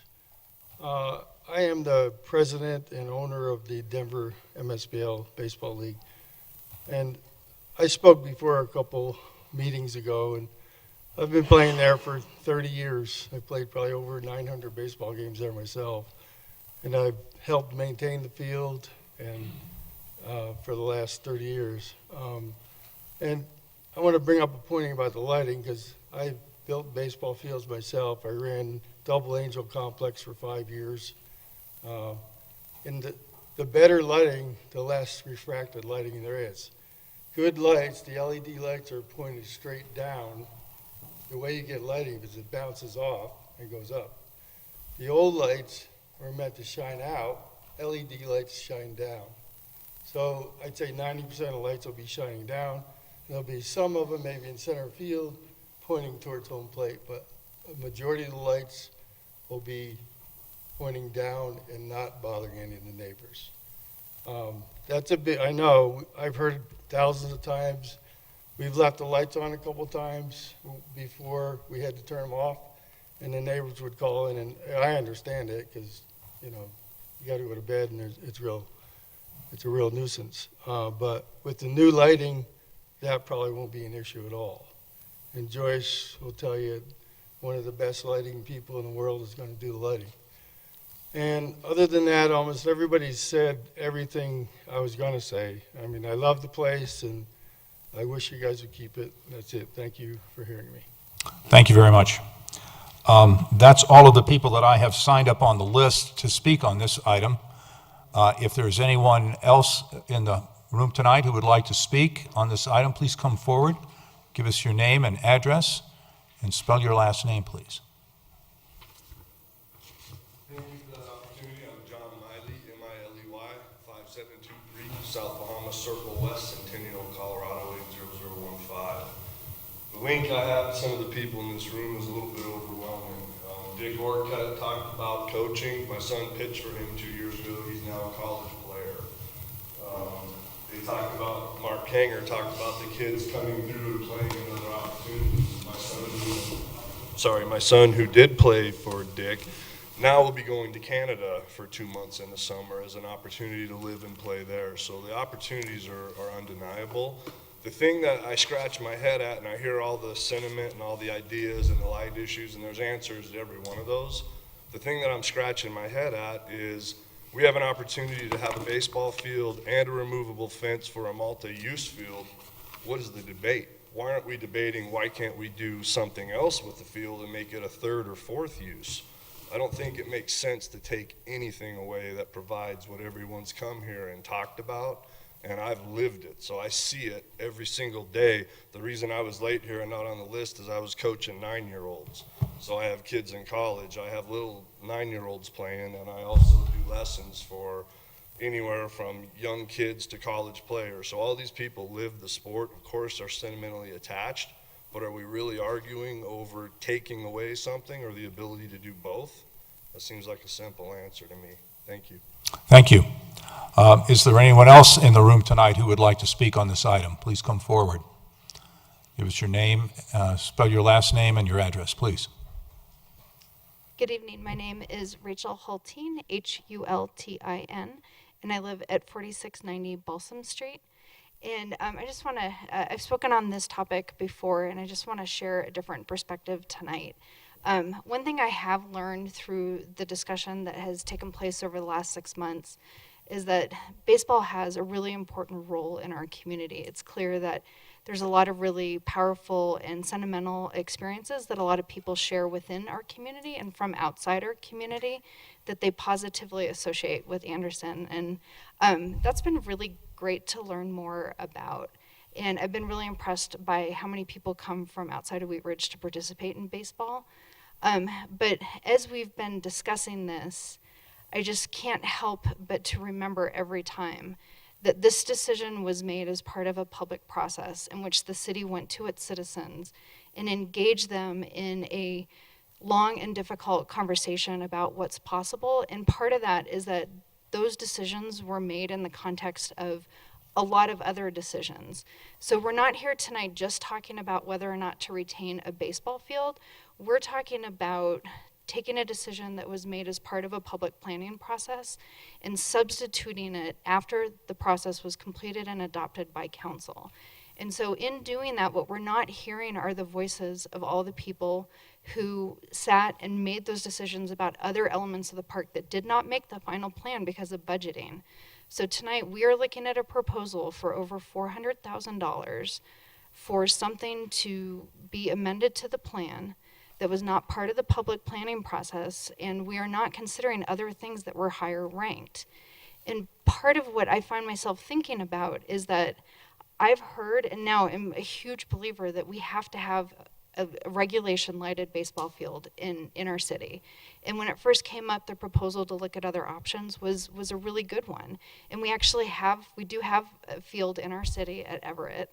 There are options for us to do a field somewhere else. But what, excuse me, but what I'm feeling like is that we're talking about a field for men, and the multi-use field is not going to be available for the majority of the year. And it's not the vision that was part of the Anderson Park master plan. And I really want to make sure that that is also being heard, that there are so many people who will also form memories on that plan, or on that field, the multi-use field that was originally approved. So I just ask that as you move forward and consider this, that if something like that baseball field is so important, it should be in our Parks and Rec master plan. We heard from a lot of people tonight who are professionals that work on this. They have a communication network. For them to have the time to have come to all these city council meetings, but not have participated in the public planning process is really problematic as a citizen who takes time out of my schedule to go to those planning processes. If it is so important for them for that to be part of our city, they should have been part of that conversation with the rest of our community. So thank you for your consideration, and whatever happens, I do hope we have a lighted regulation baseball field, because I love the stories and the passion that came out of tonight. Thank you. Thank you. Is there another person? Would you like to please come forward and speak on this issue? Please give us your name and address and spell your last name, please. Carol Matthews, Mathews, 3851 Hoyt Street, Wheat Ridge. And I attended those planning committee meetings, and I was given the impression that this baseball field really was not being used by the citizens of Wheat Ridge or anybody else, that they were rather obsolete, and that the new proposal was just so much better for all the citizens. But I think we've heard the testimony by the coach at Wheat Ridge High School and many, many, many other people who totally enjoy this field. And this is a unique field. We have a lot of fields in Wheat Ridge that everybody can use. I mean, I was raised in Wheat Ridge. We used softball fields all over the city. And this is a unique field.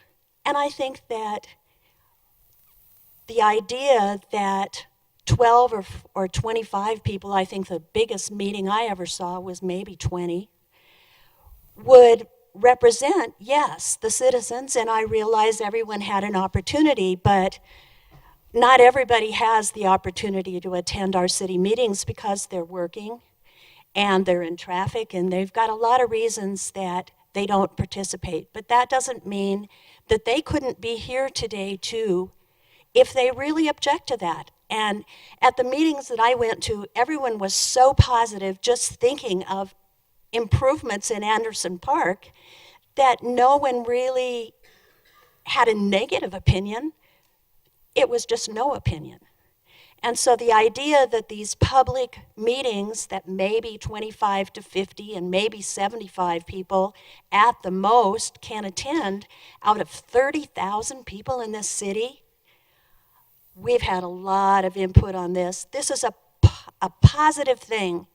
It's something that exists. Why take it away? Thank you. Thank you. Additional speakers, please come forward and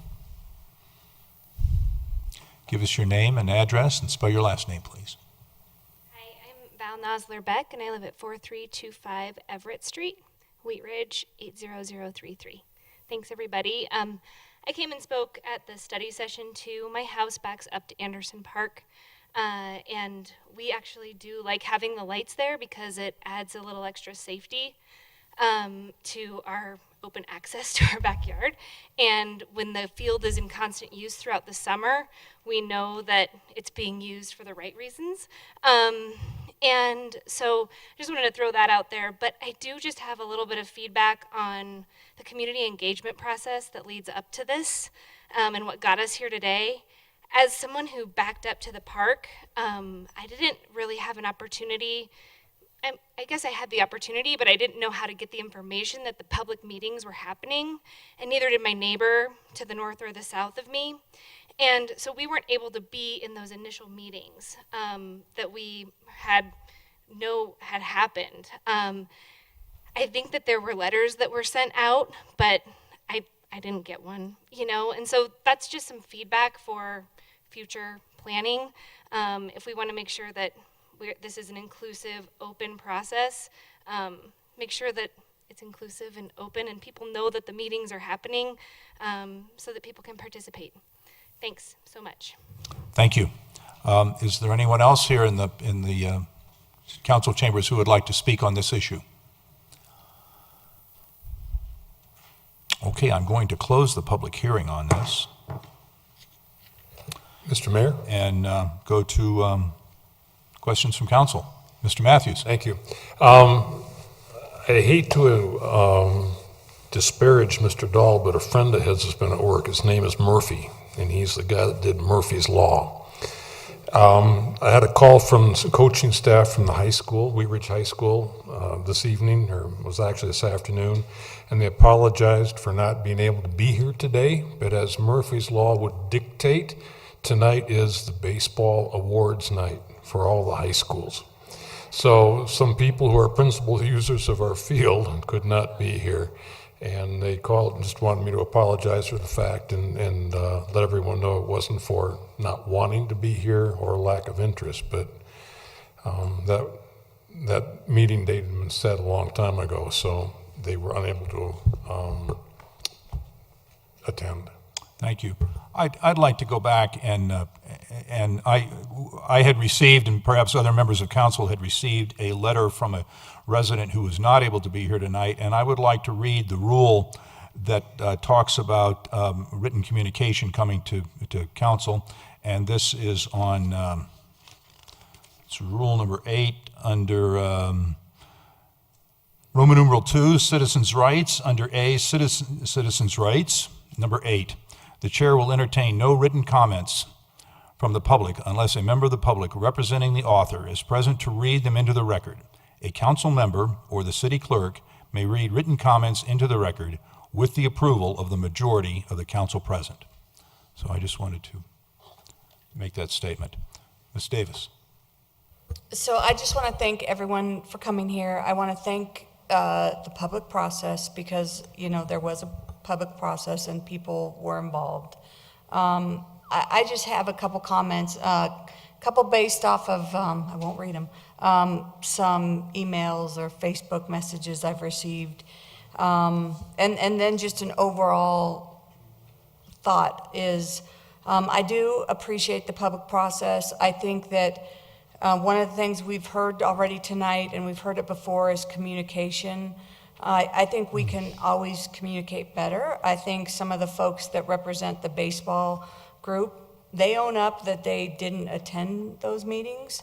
I think that had someone said, we're removing the baseball field, you guys might want to attend this meeting, they would have been there.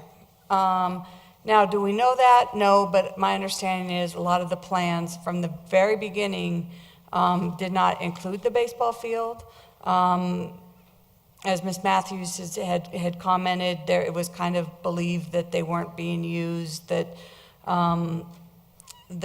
I think, again, it goes back to Ms. Nosler's thoughts about, you know, communication and how can we communicate better, and we always can communicate better. And I think that along the way, we even need to communicate better. If it's plan 1, plan 2, get those out to people so people can see what's at risk and what's in jeopardy so that they can show up. So, you know, they've called foul on themselves, and I'll call foul on them too. And I do want to say that I appreciate the public process, and a part of the public process is this as well, not just the groups and the community input, but it's also in those events, but also the community input in city council, and also reaching out to us. And one thing that I struggle with is when folks say, I won't use some of the comments they've said because I don't even want to, but that it's specific to a small group of people, older men, and that it's limited to that. Well, I can say that about probably a lot of our parks, that there's certain parts of every park that's limited to probably a specific demographic. It might be, I mean, I'm probably thinking the 73-year-old gentleman, although he might not go to the skate park. So, I mean, I think the nice thing is about having some diversity in our parks and allowing for an adult baseball field, regardless if it's for older men or 16-year-olds up. I think that's okay. The other thing I guess I struggle with, and because you hear people say both, is you have people comment about, well, these are not our community. These are not people in our community. So it works for the people to tell me that now, but then when we want to spend money on a carnival or a festival, they're saying, let's draw people into our community. So I struggle with that because one minute it's not okay to build resources and stuff for people to come outside of our community. Maybe they'll go to Pietro's after for pizza and beer. Maybe they'll go to Right Coast Pizza. Maybe, you know, so here we're trying to bring people into our community to see how great it is. But when it doesn't serve somebody's purpose of wanting the baseball field, then all of a sudden we're going to hear that, did you see all the people that spoke at city council? Only 3 of them were Wheat Ridge residents, but I think there were more than 3 of you. But I mean, I think that it's interesting because we use, the same people use that to their benefit at times to have events, and then they use it against certain things. So I think I'll recognize that, yes, it's for people that are outside of our community. It's people for in our community. It is for a selected group. But again, we want to draw people into our city. We want them to use our businesses. We want them to have Wheat Ridge as a home, because driving from Aurora and some of those other places, I'd come to Wheat Ridge if I were you. So I think that those are things that are a plus for our community. And so I just want to point that out too, because I think people use that to their benefit, which I'm going to call foul on that one too. Foul ball, even, if you'd like me to. So I do support this baseball field. I do know it's a sum that's not what we planned on, but I also do know one of the things we looked at is if we did it somewhere else, it would be in the realm of like $7 million. So although people might say, well, geez, you know, we could have done other things. Well, I think they'll probably be happy as well that we didn't spend $6.5 million more to put it somewhere else, or $7 million to put it somewhere else. So I think those are just some of my thoughts on this. I do support this. I do recognize the community process and thank people for that. And that's as a part of the master plan, the park plan, and also the people that are here. But I just think those are some comments that I wanted to make. Thank you. Ms. Hoppy. I believe a motion hasn't been made yet, so I will keep my comments until after the motion is made during discussion, but I do have questions for staff. In the Anderson Park Baseball / multi-use field annual programming data that you gave us, you had said in April we could remove the fence if needed. But when you look at the new schedule next to it, it says that there's still men's baseball games and level 3 baseball games going on for the next 4 months. So that means that the fence could be removed for a festival and then put back up for a festival, or it'd be removed and left down? I'm trying to suggest that it has flexibility, and yes, if there was a festival that needed to be accommodated, that was decided on would be held at Anderson Park, the fence could be removed, baseball games scheduled around it, and then the fence put back up. I didn't want to represent that the fence would only come down as an absolute 2 times a year, because I think that cuts into the flexibility of the program that we're trying to establish with the removable fence. So as we look at the annual programming new schedule, the fence will be installed in February. At some point in time between February and August, the fence can be put up and put down one time to give us an opportunity for a potential festival opportunity. Then it'll be removed again in August. And then the field is closed in December and January. So effectively, we end up with a plus, for 3 months, we have a multi-use field, basically. I also have questions about, people say that they didn't get the information, but I do remember in a previous presentation that you had told us there were about 4,500, I think there were emails that went out, or was it mailings that went out? Can you? I'm sorry, I don't have that data in front of me, but we did a multi-pronged advertisement of the different meetings. There were open house, there was a charrette, there was a pop-up event, there were focus groups, etc., and one final community meeting. Great, thank you. Thank you. Mr. Fitzgerald and then Mr. Pond. Mr. Pond? Thank you. I do have a question for staff. There was some language about the lighting system and the recommendation. I just want to make sure I understand the cost that we're considering tonight and what's in it. I do have a very specific question, which I will tell you that will kind of come down to how I look at this afterward, and that is whether or not the lighting that is being considered will illuminate the geometry of the full multi-use field in addition to the baseball field, but also confirming that that's a part of this cost.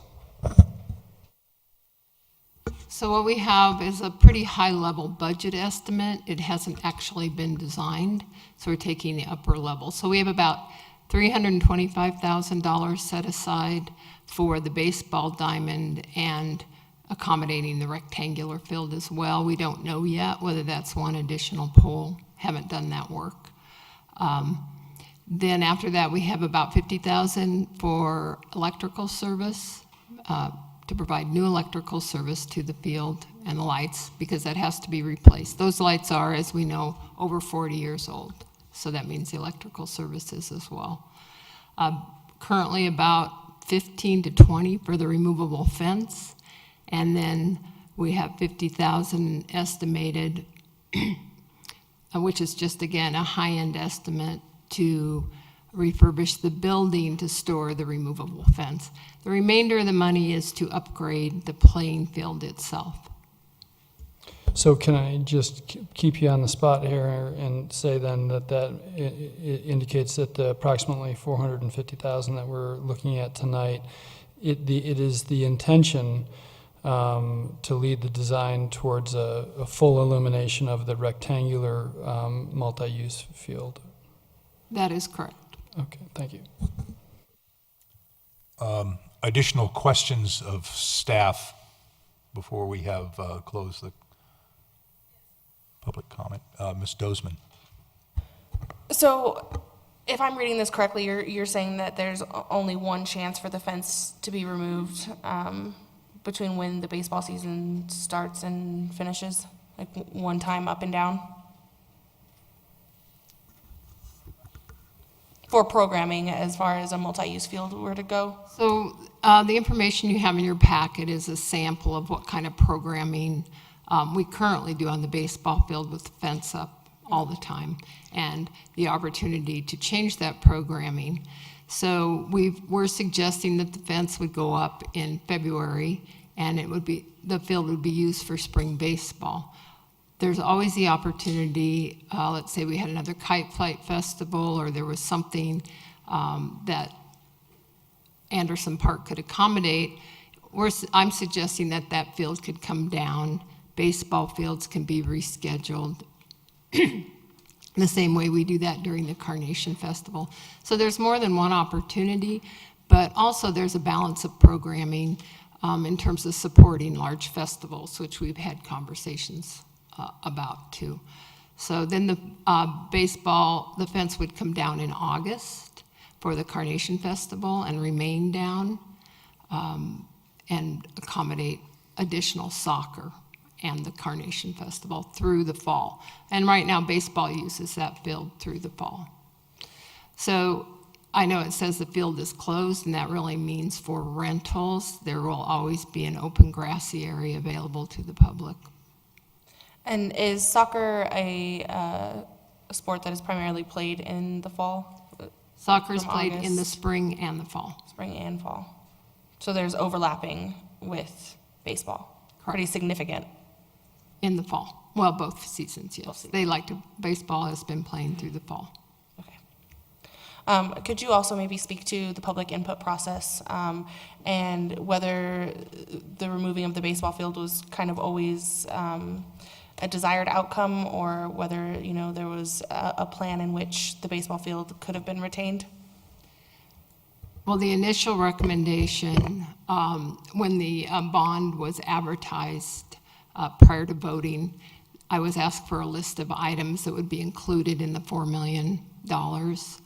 And one of those was removal of the baseball field and the lights. Another item, for example, is refurbishing the bathhouse, renovating the Anderson building, fixing the infrastructure, parking lots, drainage, replacing the shelter. So that was the kind of information that I was asked for that matched the $4 million, and that's what I provided. So this really came down to a cost issue as far as, how much it would cost to completely renovate the field with lights, as opposed to what the citizens stated as priorities for the renovation. Initially, yes, relighting the field was not considered part. I did not feel we would be able to accommodate relighting the field with the budget monies we had available. Thank you for all your hard work. Thank you. Additional questions of staff? Mr. Ann, a motion is in order. I do have some additional We comments. have, okay, I'm sorry, I thought you were going to question.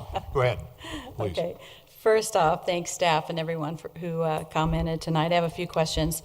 What was in the budget to do all the removal? What was the cost to remove the field originally if it was going to be gone? Removing the lights, the field, what would that cost have been? I'm sorry, I don't have an exact number. It would have just been demoing. I do know we would need to demo the poles, and that's the number I don't have. It was about $250,000 to build the multi-purpose field. So we still have some subtracting and adding, which we accommodated to come up with the $447,000. Okay, so that was worked into that. Yes. That cost. The other thing is, most of the comments I heard tonight is about community, family, bringing people together, which I think is a positive thing, and what we are always encouraging in our community, whether they live here or don't live here, whether they live, work, and play. We're trying to embrace everyone and include everyone in the process. So for me, keeping the baseball field, improving the lighting is going to be an asset to our community. Now, with the lighting, do you have any information for us as far as a gentleman had mentioned that with LED lighting, it goes down, not out? Is that correct? It's my understanding there's much less light pollution with the LED lighting and just new fixtures alone. That should accommodate that. Okay, and will those be put on a timer? Yes, we have a system called CenturyLink. That is the vendor system, and they're on a timer. Okay, all right. Thank you so much. Okay, additional questions of staff before we move to a motion? Okay, Ms. Duran, I believe now that we are ready for a motion. Yes, we are. Thank you. I move to approve a resolution number 27-2018, a resolution amending the fiscal year 2018 2E bond fund budget to reflect the approval of a supplemental budget appropriation in the amount of $447,708 for the purpose of revising the Anderson Park Master Plan to retain a lighted baseball field and add a removable outfield fence to allow for multi-use field use. Second. We have a second. So we have a motion by Ms. Duran and a second by Mr. Matthews. Now, discussion on the motion. Mr. Fitzgerald. I'd just like to say that those of you who've been with us for the last 6 months know that I've had some difficulty in making this decision. I respect the Citizens Committee that worked on this. We have many citizens committees, and they come to us with recommendations, but in the end, it is our job to make the final decision. It is the job of the committees to give recommendations, but not to make the decision. Nonetheless, we normally look seriously at what the decisions that committees bring to us. We respect the work they've done, and they save us a lot of work. So I've gone back and forth on this. I was working on respecting the committee and their decision, but I really came to the decision about the baseball field. I think what we have here is an imperfect but best possible compromise decision. Everybody gets something of what they wanted. The baseball community gets a baseball field that's lighted.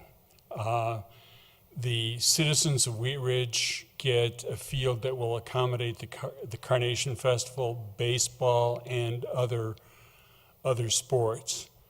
So everybody wins here. So I've come to the decision that I will vote for this. Mr. Matthews?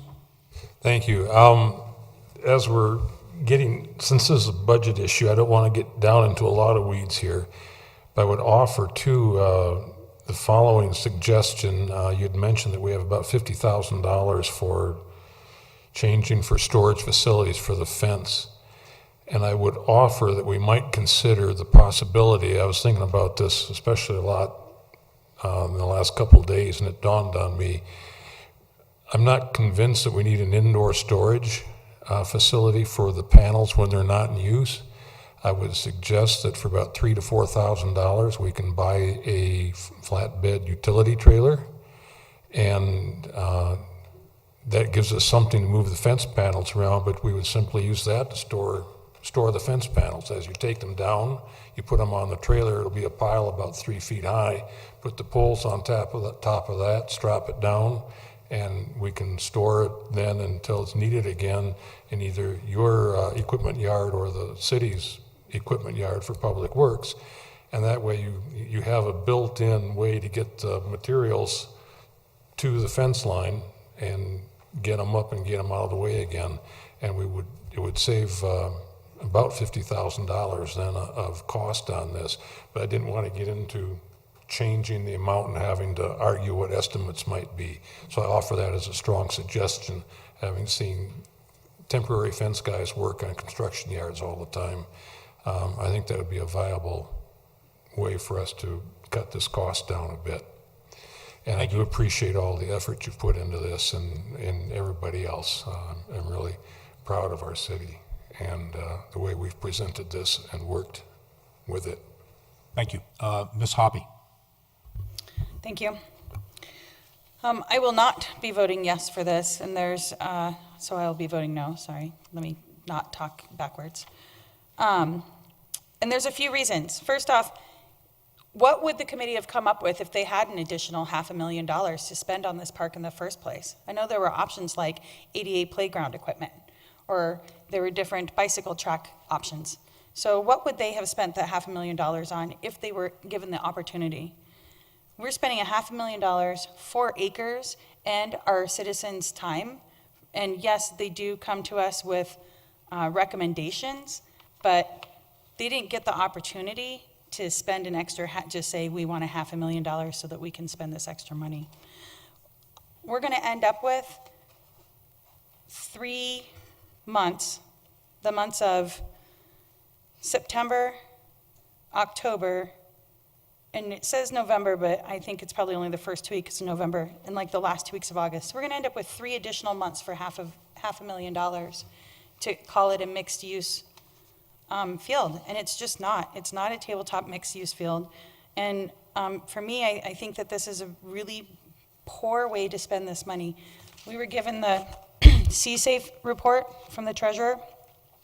The money that we'll make this year on our interest for the 2E funds is $470,523. So almost the $500,000 we need for this plan. And every time I ask for money for things like, we need more money for our ADA transition plan, or we need some money so that we can spend our taxpayer dollars on our taxpayers and help them with things like tree removal programs, I'm told we need money for Wadsworth. Well, here it is, money that specifically would have to be spent on Wadsworth or on the park or on Clear Creek Crossing or on our train station, and we're throwing it into something that's not a true mixed use. So I'm really upset because I think that we are not spending our money and our land appropriately and thinking of the future of our community. Thank you. Additional comments, discussion? Ms. Dozeman.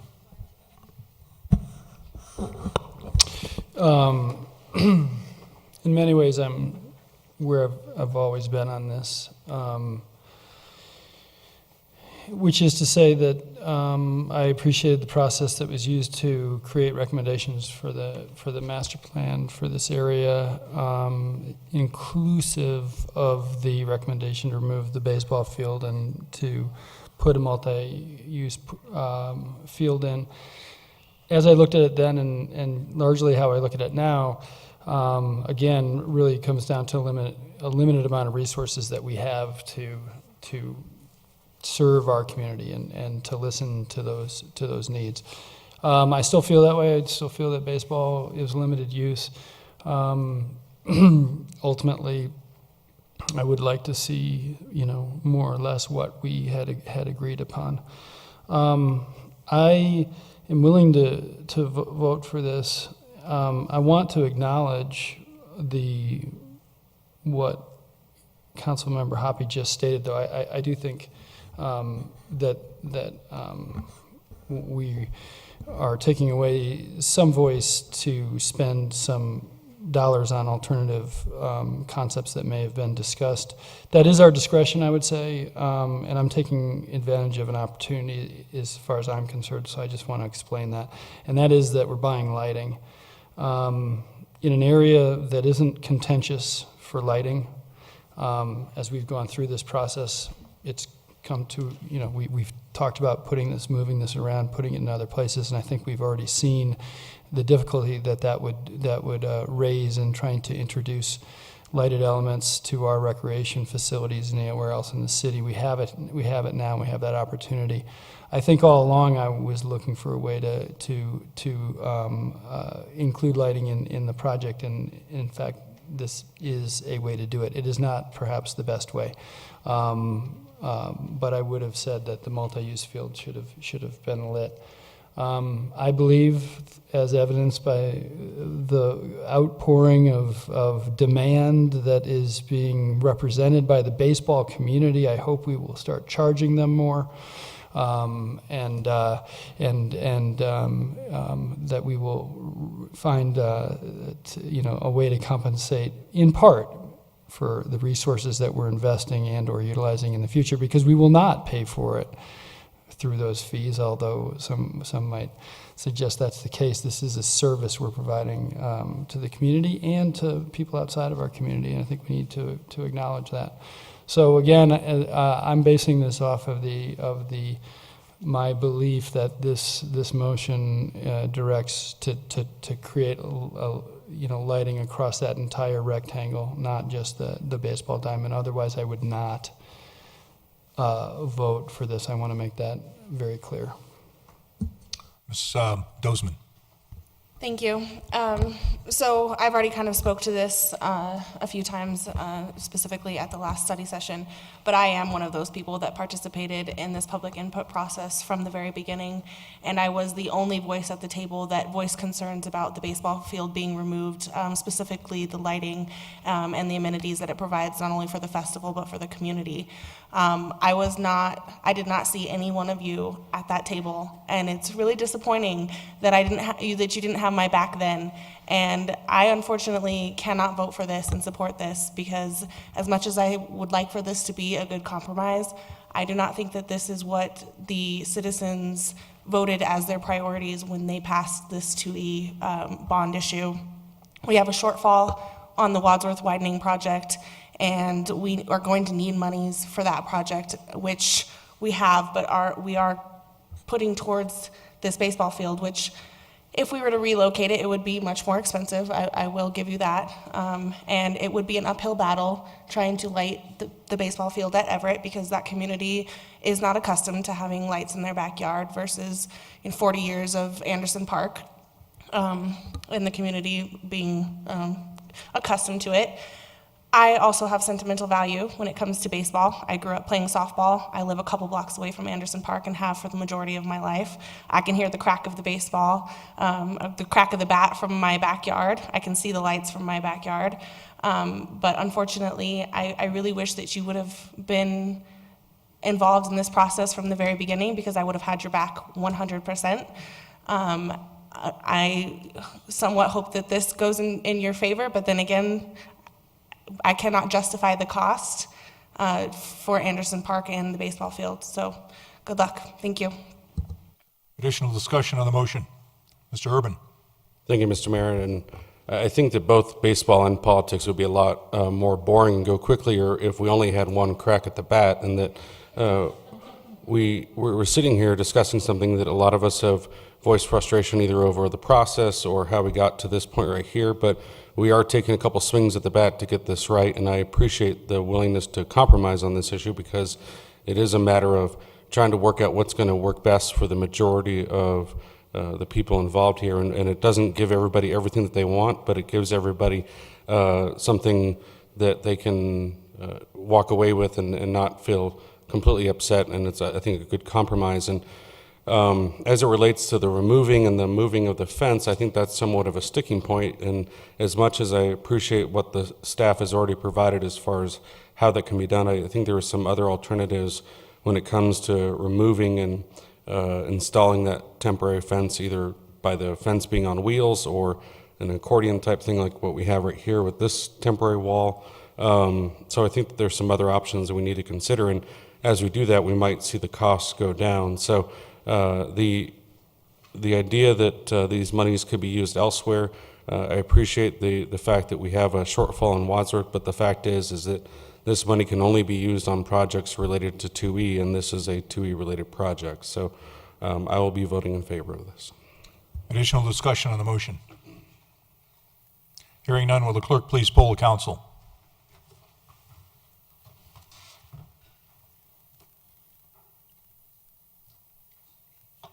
I'm sorry. Motion carries 6-2 with Dozeman and Hoppy voting no. Thank you. We will have a 10-minute recess.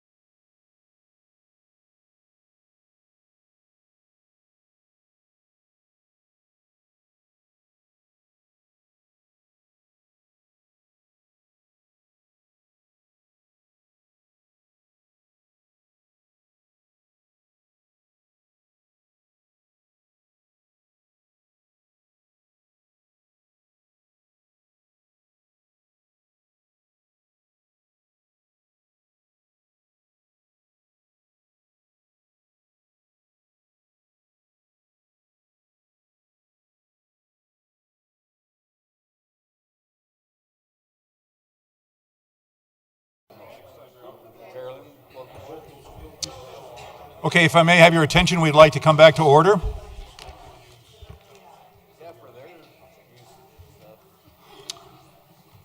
Okay, I will reconvene the meeting, and we will move to item number 7. Ms. Hoppy, would you please introduce item number 7? Thank you, Mr. Mayor. Resolution number 28-2018, a resolution approving the acceptance of the Wheaties Academy Community Art Project proposal by Genuine and Blue. At issue, included as part of the curriculum of the Wheaties Academy, is a community public art project.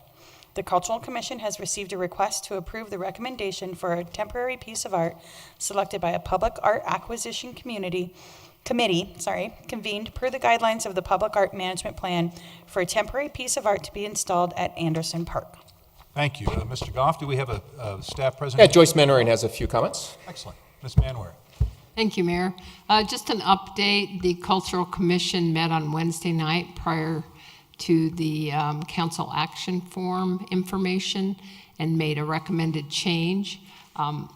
That change is the piece of paper that is in front of you there on the dais, and the difference, recommended change accepted by the artist, is that it read Colorado as opposed to the tagline that's in your original packet.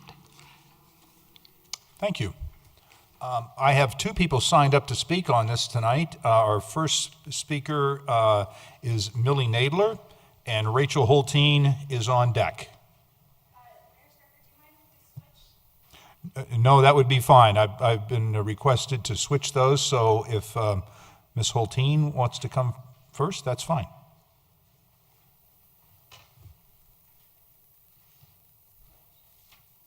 Thank you, Mayor Sturker and Council. My name is Rachel Hultin, Hultin, and I live at 4690 Balsam Street.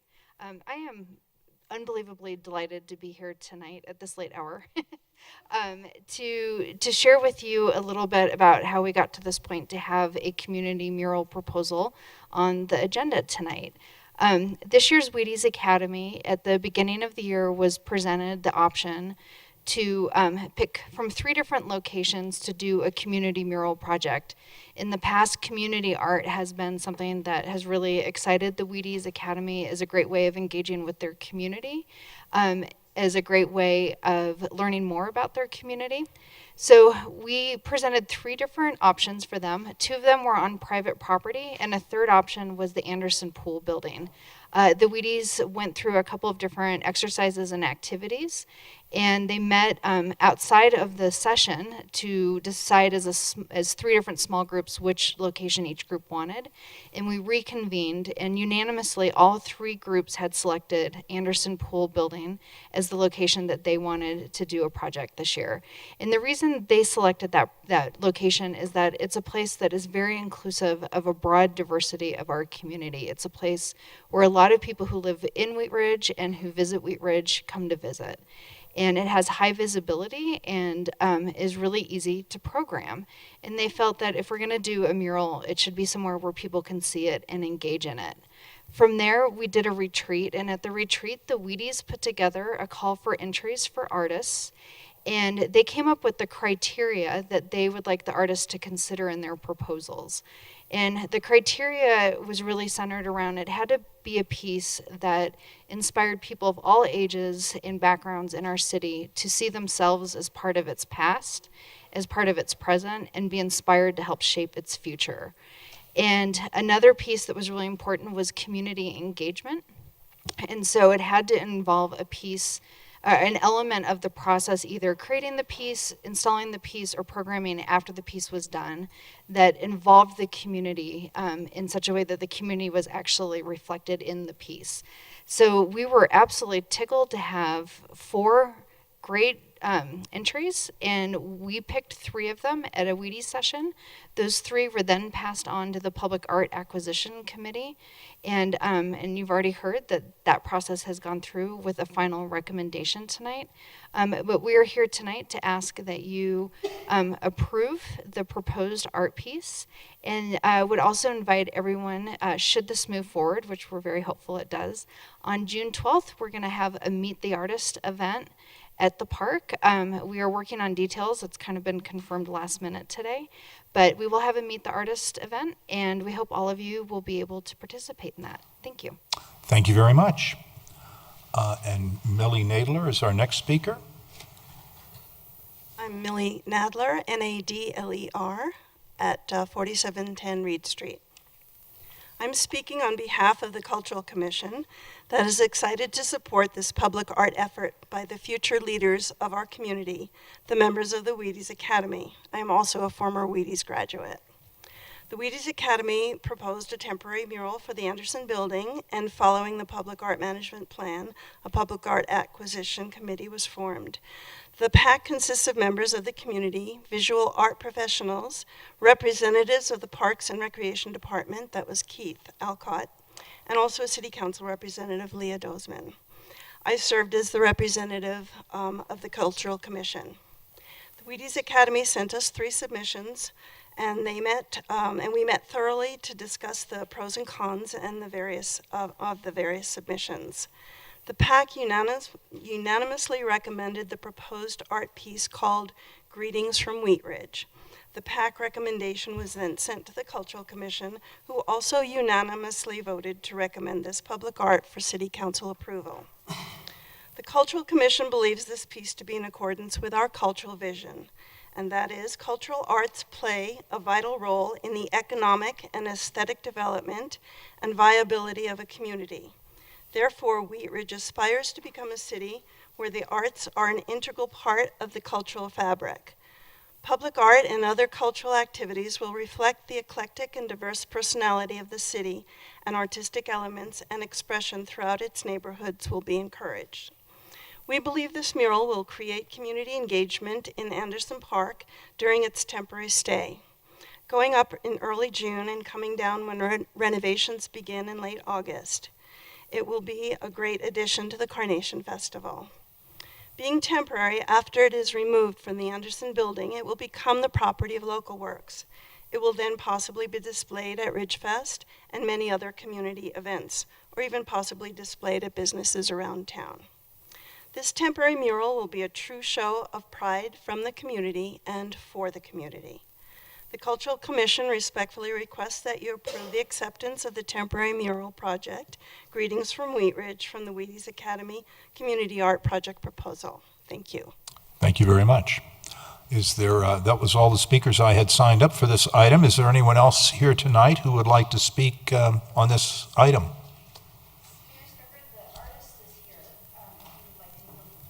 Oh, we'd be delighted to. You'll come to the podium and give us your first name and last name, spell your last name, and give us your address. So my name is Blue Hardcup, Hartkopp. My address is 3190 Wadsworth Boulevard. Yeah, just really excited to put this together. One of the things when the art submission or the call for entry came to me, it was one was looking at it's like, okay, well, it's only going up for a short period of time. What could we do to give it a little more life? So part of the thought was let's make it mobile, let's make it so it can move and it can actually get more of that community engagement by being able to move around the community to different places. People can get their picture in front of it, they can tag it on social media and just kind of bring some awareness to Wheat Ridge itself.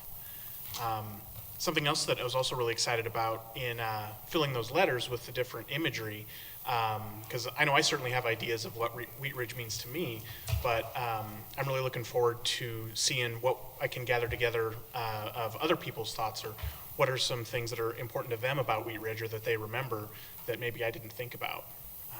So yeah, just very excited to put it together, and I hope can make it a reality. Thank you very much. Great looking design, good looking project. Excellent. Thank you. Anyone, any other public comment that people would like to speak on this item? Okay, we will close the public comment portion, and a motion is in order. Ms. Hoppe. Thank you, Mr. Mayor.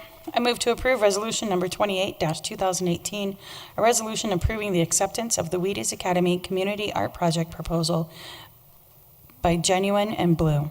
Second. There is a motion and a second. Is there discussion on the motion? Ms. Hoppe. I know that they are fundraising for an additional $1,500 to be able to put this project together. And so I'm hoping that perhaps some of our city councilors can find some money in their outreach funds. I'll be donating some money, and I'll hope that some of you will be able to donate some money to finish this project. Thank you very much. Additional discussion on the motion? Ms. Dozeman. Thank you. I just wanted to recognize the Wheaties Academy. I was one of the members in the first class, and I know how challenging it can be and how time consuming. So I just want to give you guys a shout out. I know it's quite quite the feat to take on. So I just wanted to recognize you and tell you that I appreciate you for being leaders within our community, and I'm really excited to see this project come into fruition. Thank you. Additional discussion on the motion? Hearing none, would the deputy clerk please poll the council? Motion carries 8-0. Thank you. We will move to item number 8. Mr. Fitzgerald, would you please introduce item number 8? This is a motion to ratify the mayoral appointments of Michelle Coons to the District 1 position and Valerie Nosler-Beck to the District 4 position on the Wheat Ridge Urban Renewal Authority, doing business as Renewal Wheat Ridge. Is there a second? Second. All right, there has been a motion and a second on item number 8. Is there discussion on the motion? Ms. Dozeman. I just had a question. So we had appointed Val to the Cultural Commission for District 4, correct? And it was my understanding when we had accidentally appointed somebody on 2 commissions that was not allowed. Is this a different kind of? I'd like to ask our attorney, Mr. Dahl, to respond to that question. Sure. I was asked to look at the question of someone being on a border commission and also on an authority, and I had addressed this a number of years ago. It comes up every now and again, and the language of the charter and the code are really specific in restricting that can't serve on 2 commissions to boards or commissions, and those are specifically identified in the charter, which means you can serve on a border commission and also an authority. And this is, of course, an authority of the city, so it's my opinion that the appointment's proper. Okay, thank you for the You clarification. bet. Thanks for asking. Thank you, Mr. Dahl. Are there any more discussion on the motion? Is the motion in order? Yes, please. You actually made the motion when you introduced it, unless you... Okay, very good. Well, all right. Would the deputy clerk please poll the council?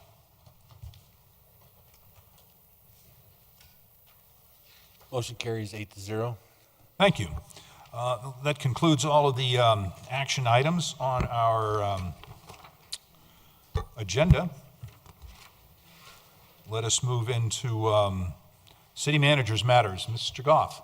Thank you, Mr. Mayor. Just a couple quick items. There was a few comments under citizens' right to speak about marijuana consumption rooms, and just wanted to remind our citizens and council that City Council did not purposely did not allow those in codes. So even if this bill is signed by the governor, they are not currently allowed in Wheat Ridge City Code. So City Council would actually have to make an amendment to the code to allow those in Wheat Ridge.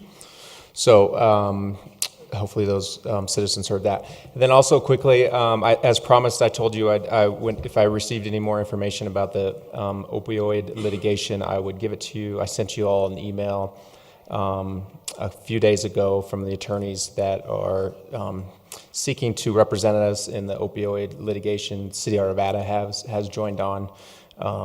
And I'm not sure if the information we forwarded was helpful in your understanding of the litigation, and just asking if there's any more desire to get more information, if you want the attorneys to come meet with council to speak to you, or if you still would like to pass on the litigation at this time. Do we have some feedback? Ms. Hoppy. Ms. Duran, and I would like to request that we add that to a study session so that we can have discussion and look at the options. As I had stated earlier, I'm not feeling comfortable to do some sort of shotgun decision on it, but now that it's been brought up twice, we'd like to see it in study session.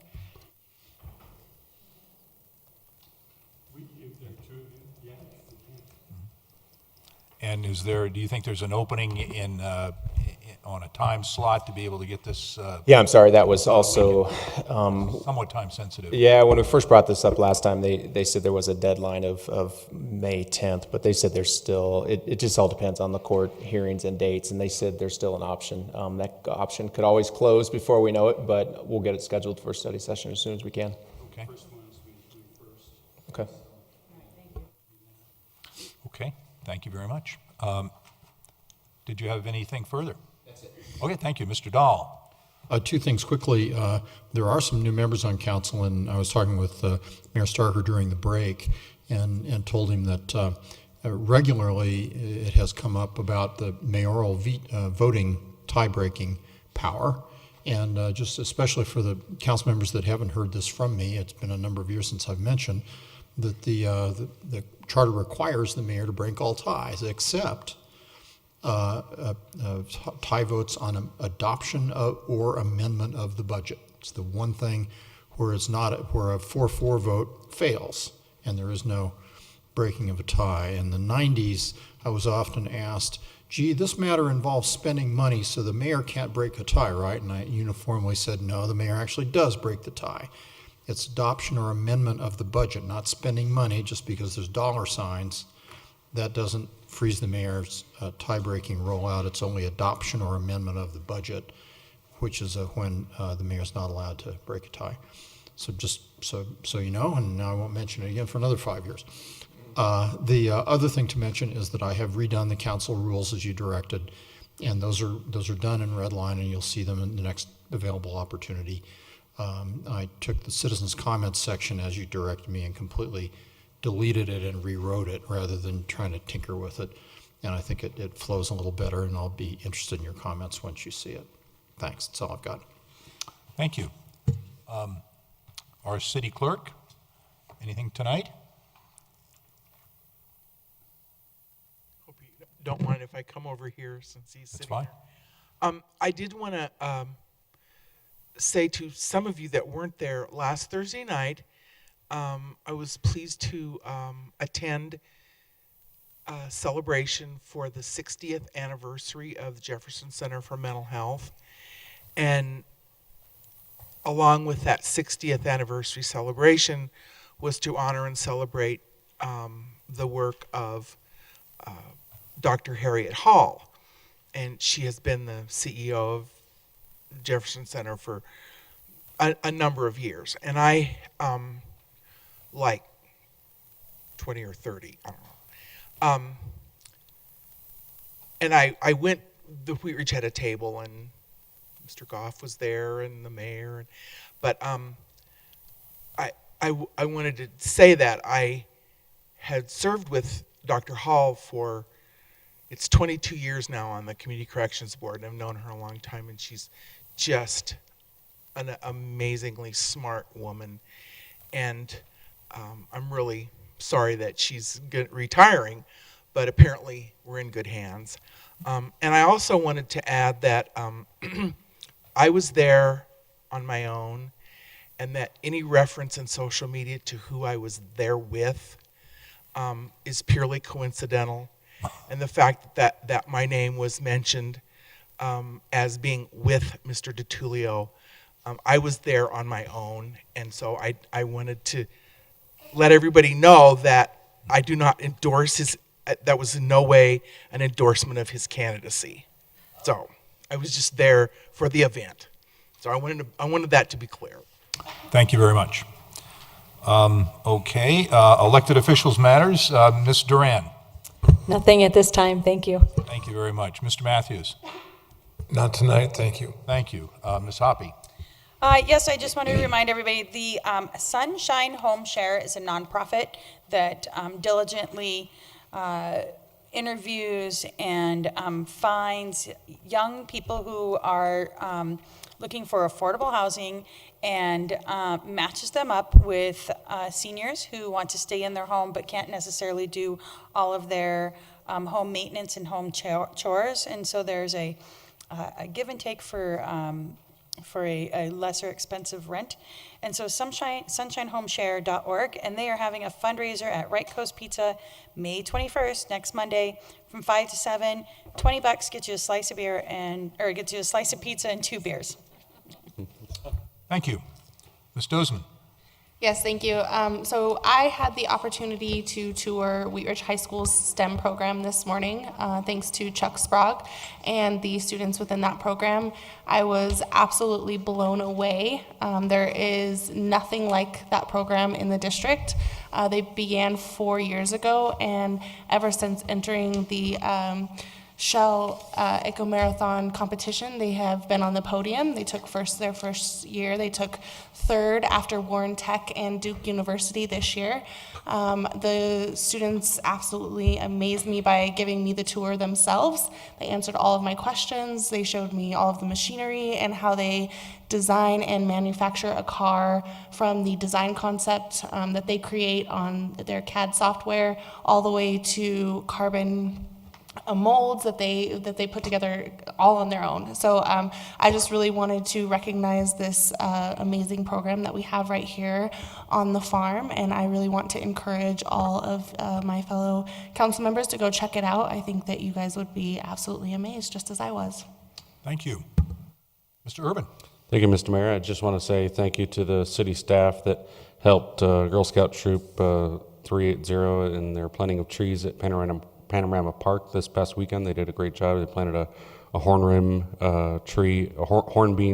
tree and a sumac, so they did a great job, and the staff was very informative and really helped them out. So I want to say thank you for that. And I also want to encourage the community to come out to the Heroes of Hope 5 and 10K race at Lutheran on June 2nd. They'll have a kite festival for the kids and a keg festival for the adults. So I encourage you all to come on down to that and run the race, and then enjoy all the festivities afterwards, and I'll see you there. Thank you. Thank you very much. Ms. Davis. I just want to let folks know that there is a Wheat Ridge Urban Renewal meeting tomorrow at 6 p.m., so folks are invited to that. They're going to be talking about Clear Creek Crossing, so that would be a good opportunity for people to learn more about that. And I also want to thank the Wheaties Academies folks and the Cultural Commission for their work, and I am also happy to donate some outreach monies to your efforts, so I wanted to let you know that as well. And I also want to thank the other folks that came out and spoke tonight for and against the work going on at the baseball park. I think it's nice that people have the opportunity to hear all sides, so thank you. Mr. Fitzgerald. Nothing tonight. Thank you. Mr. Bond. Nothing tonight, thank you. Why? Okay. Well, I'm going to take all of your time here. No, I've got a couple of things. Number one, I would like to thank the June is Active Living Month, and there's, it's great opportunities to come together and do things in Wheat Ridge. June 2nd, Lutheran Heroes of Hope. We've got the June 10th, Local Works Ridge at 38th Criterium and the Brewfest. June 20th, City of Wheat Ridge Performance in the Park. June 27th, Active Transportation Bike to Work Day and Pedal to Patio. See what that is, Pedal to Patio, and good things going on there. I would like to recognize again the proclamations that we made for the public, the Public Works Department, the Police Department. These are our citizens and our fellows that work on our behalf in our city. They do a great job, and we should express our thanks to them. I'd like to say that I sat next to Ms. Shaver at Saturday night's 60th anniversary for the event, and it was very well chaperoned. And we had a great time, and I'll tell you that the organization does great work, just really does, and it's good to have it. I'd like to thank the Wheaties for bringing forth an interesting art project, and I'm interested in seeing that go up, and glad to have a local artist doing it. And this is a great town to live in. So thank you all for being here. And with that, we will adjourn our meeting. Thanks. Good night. Hey, George.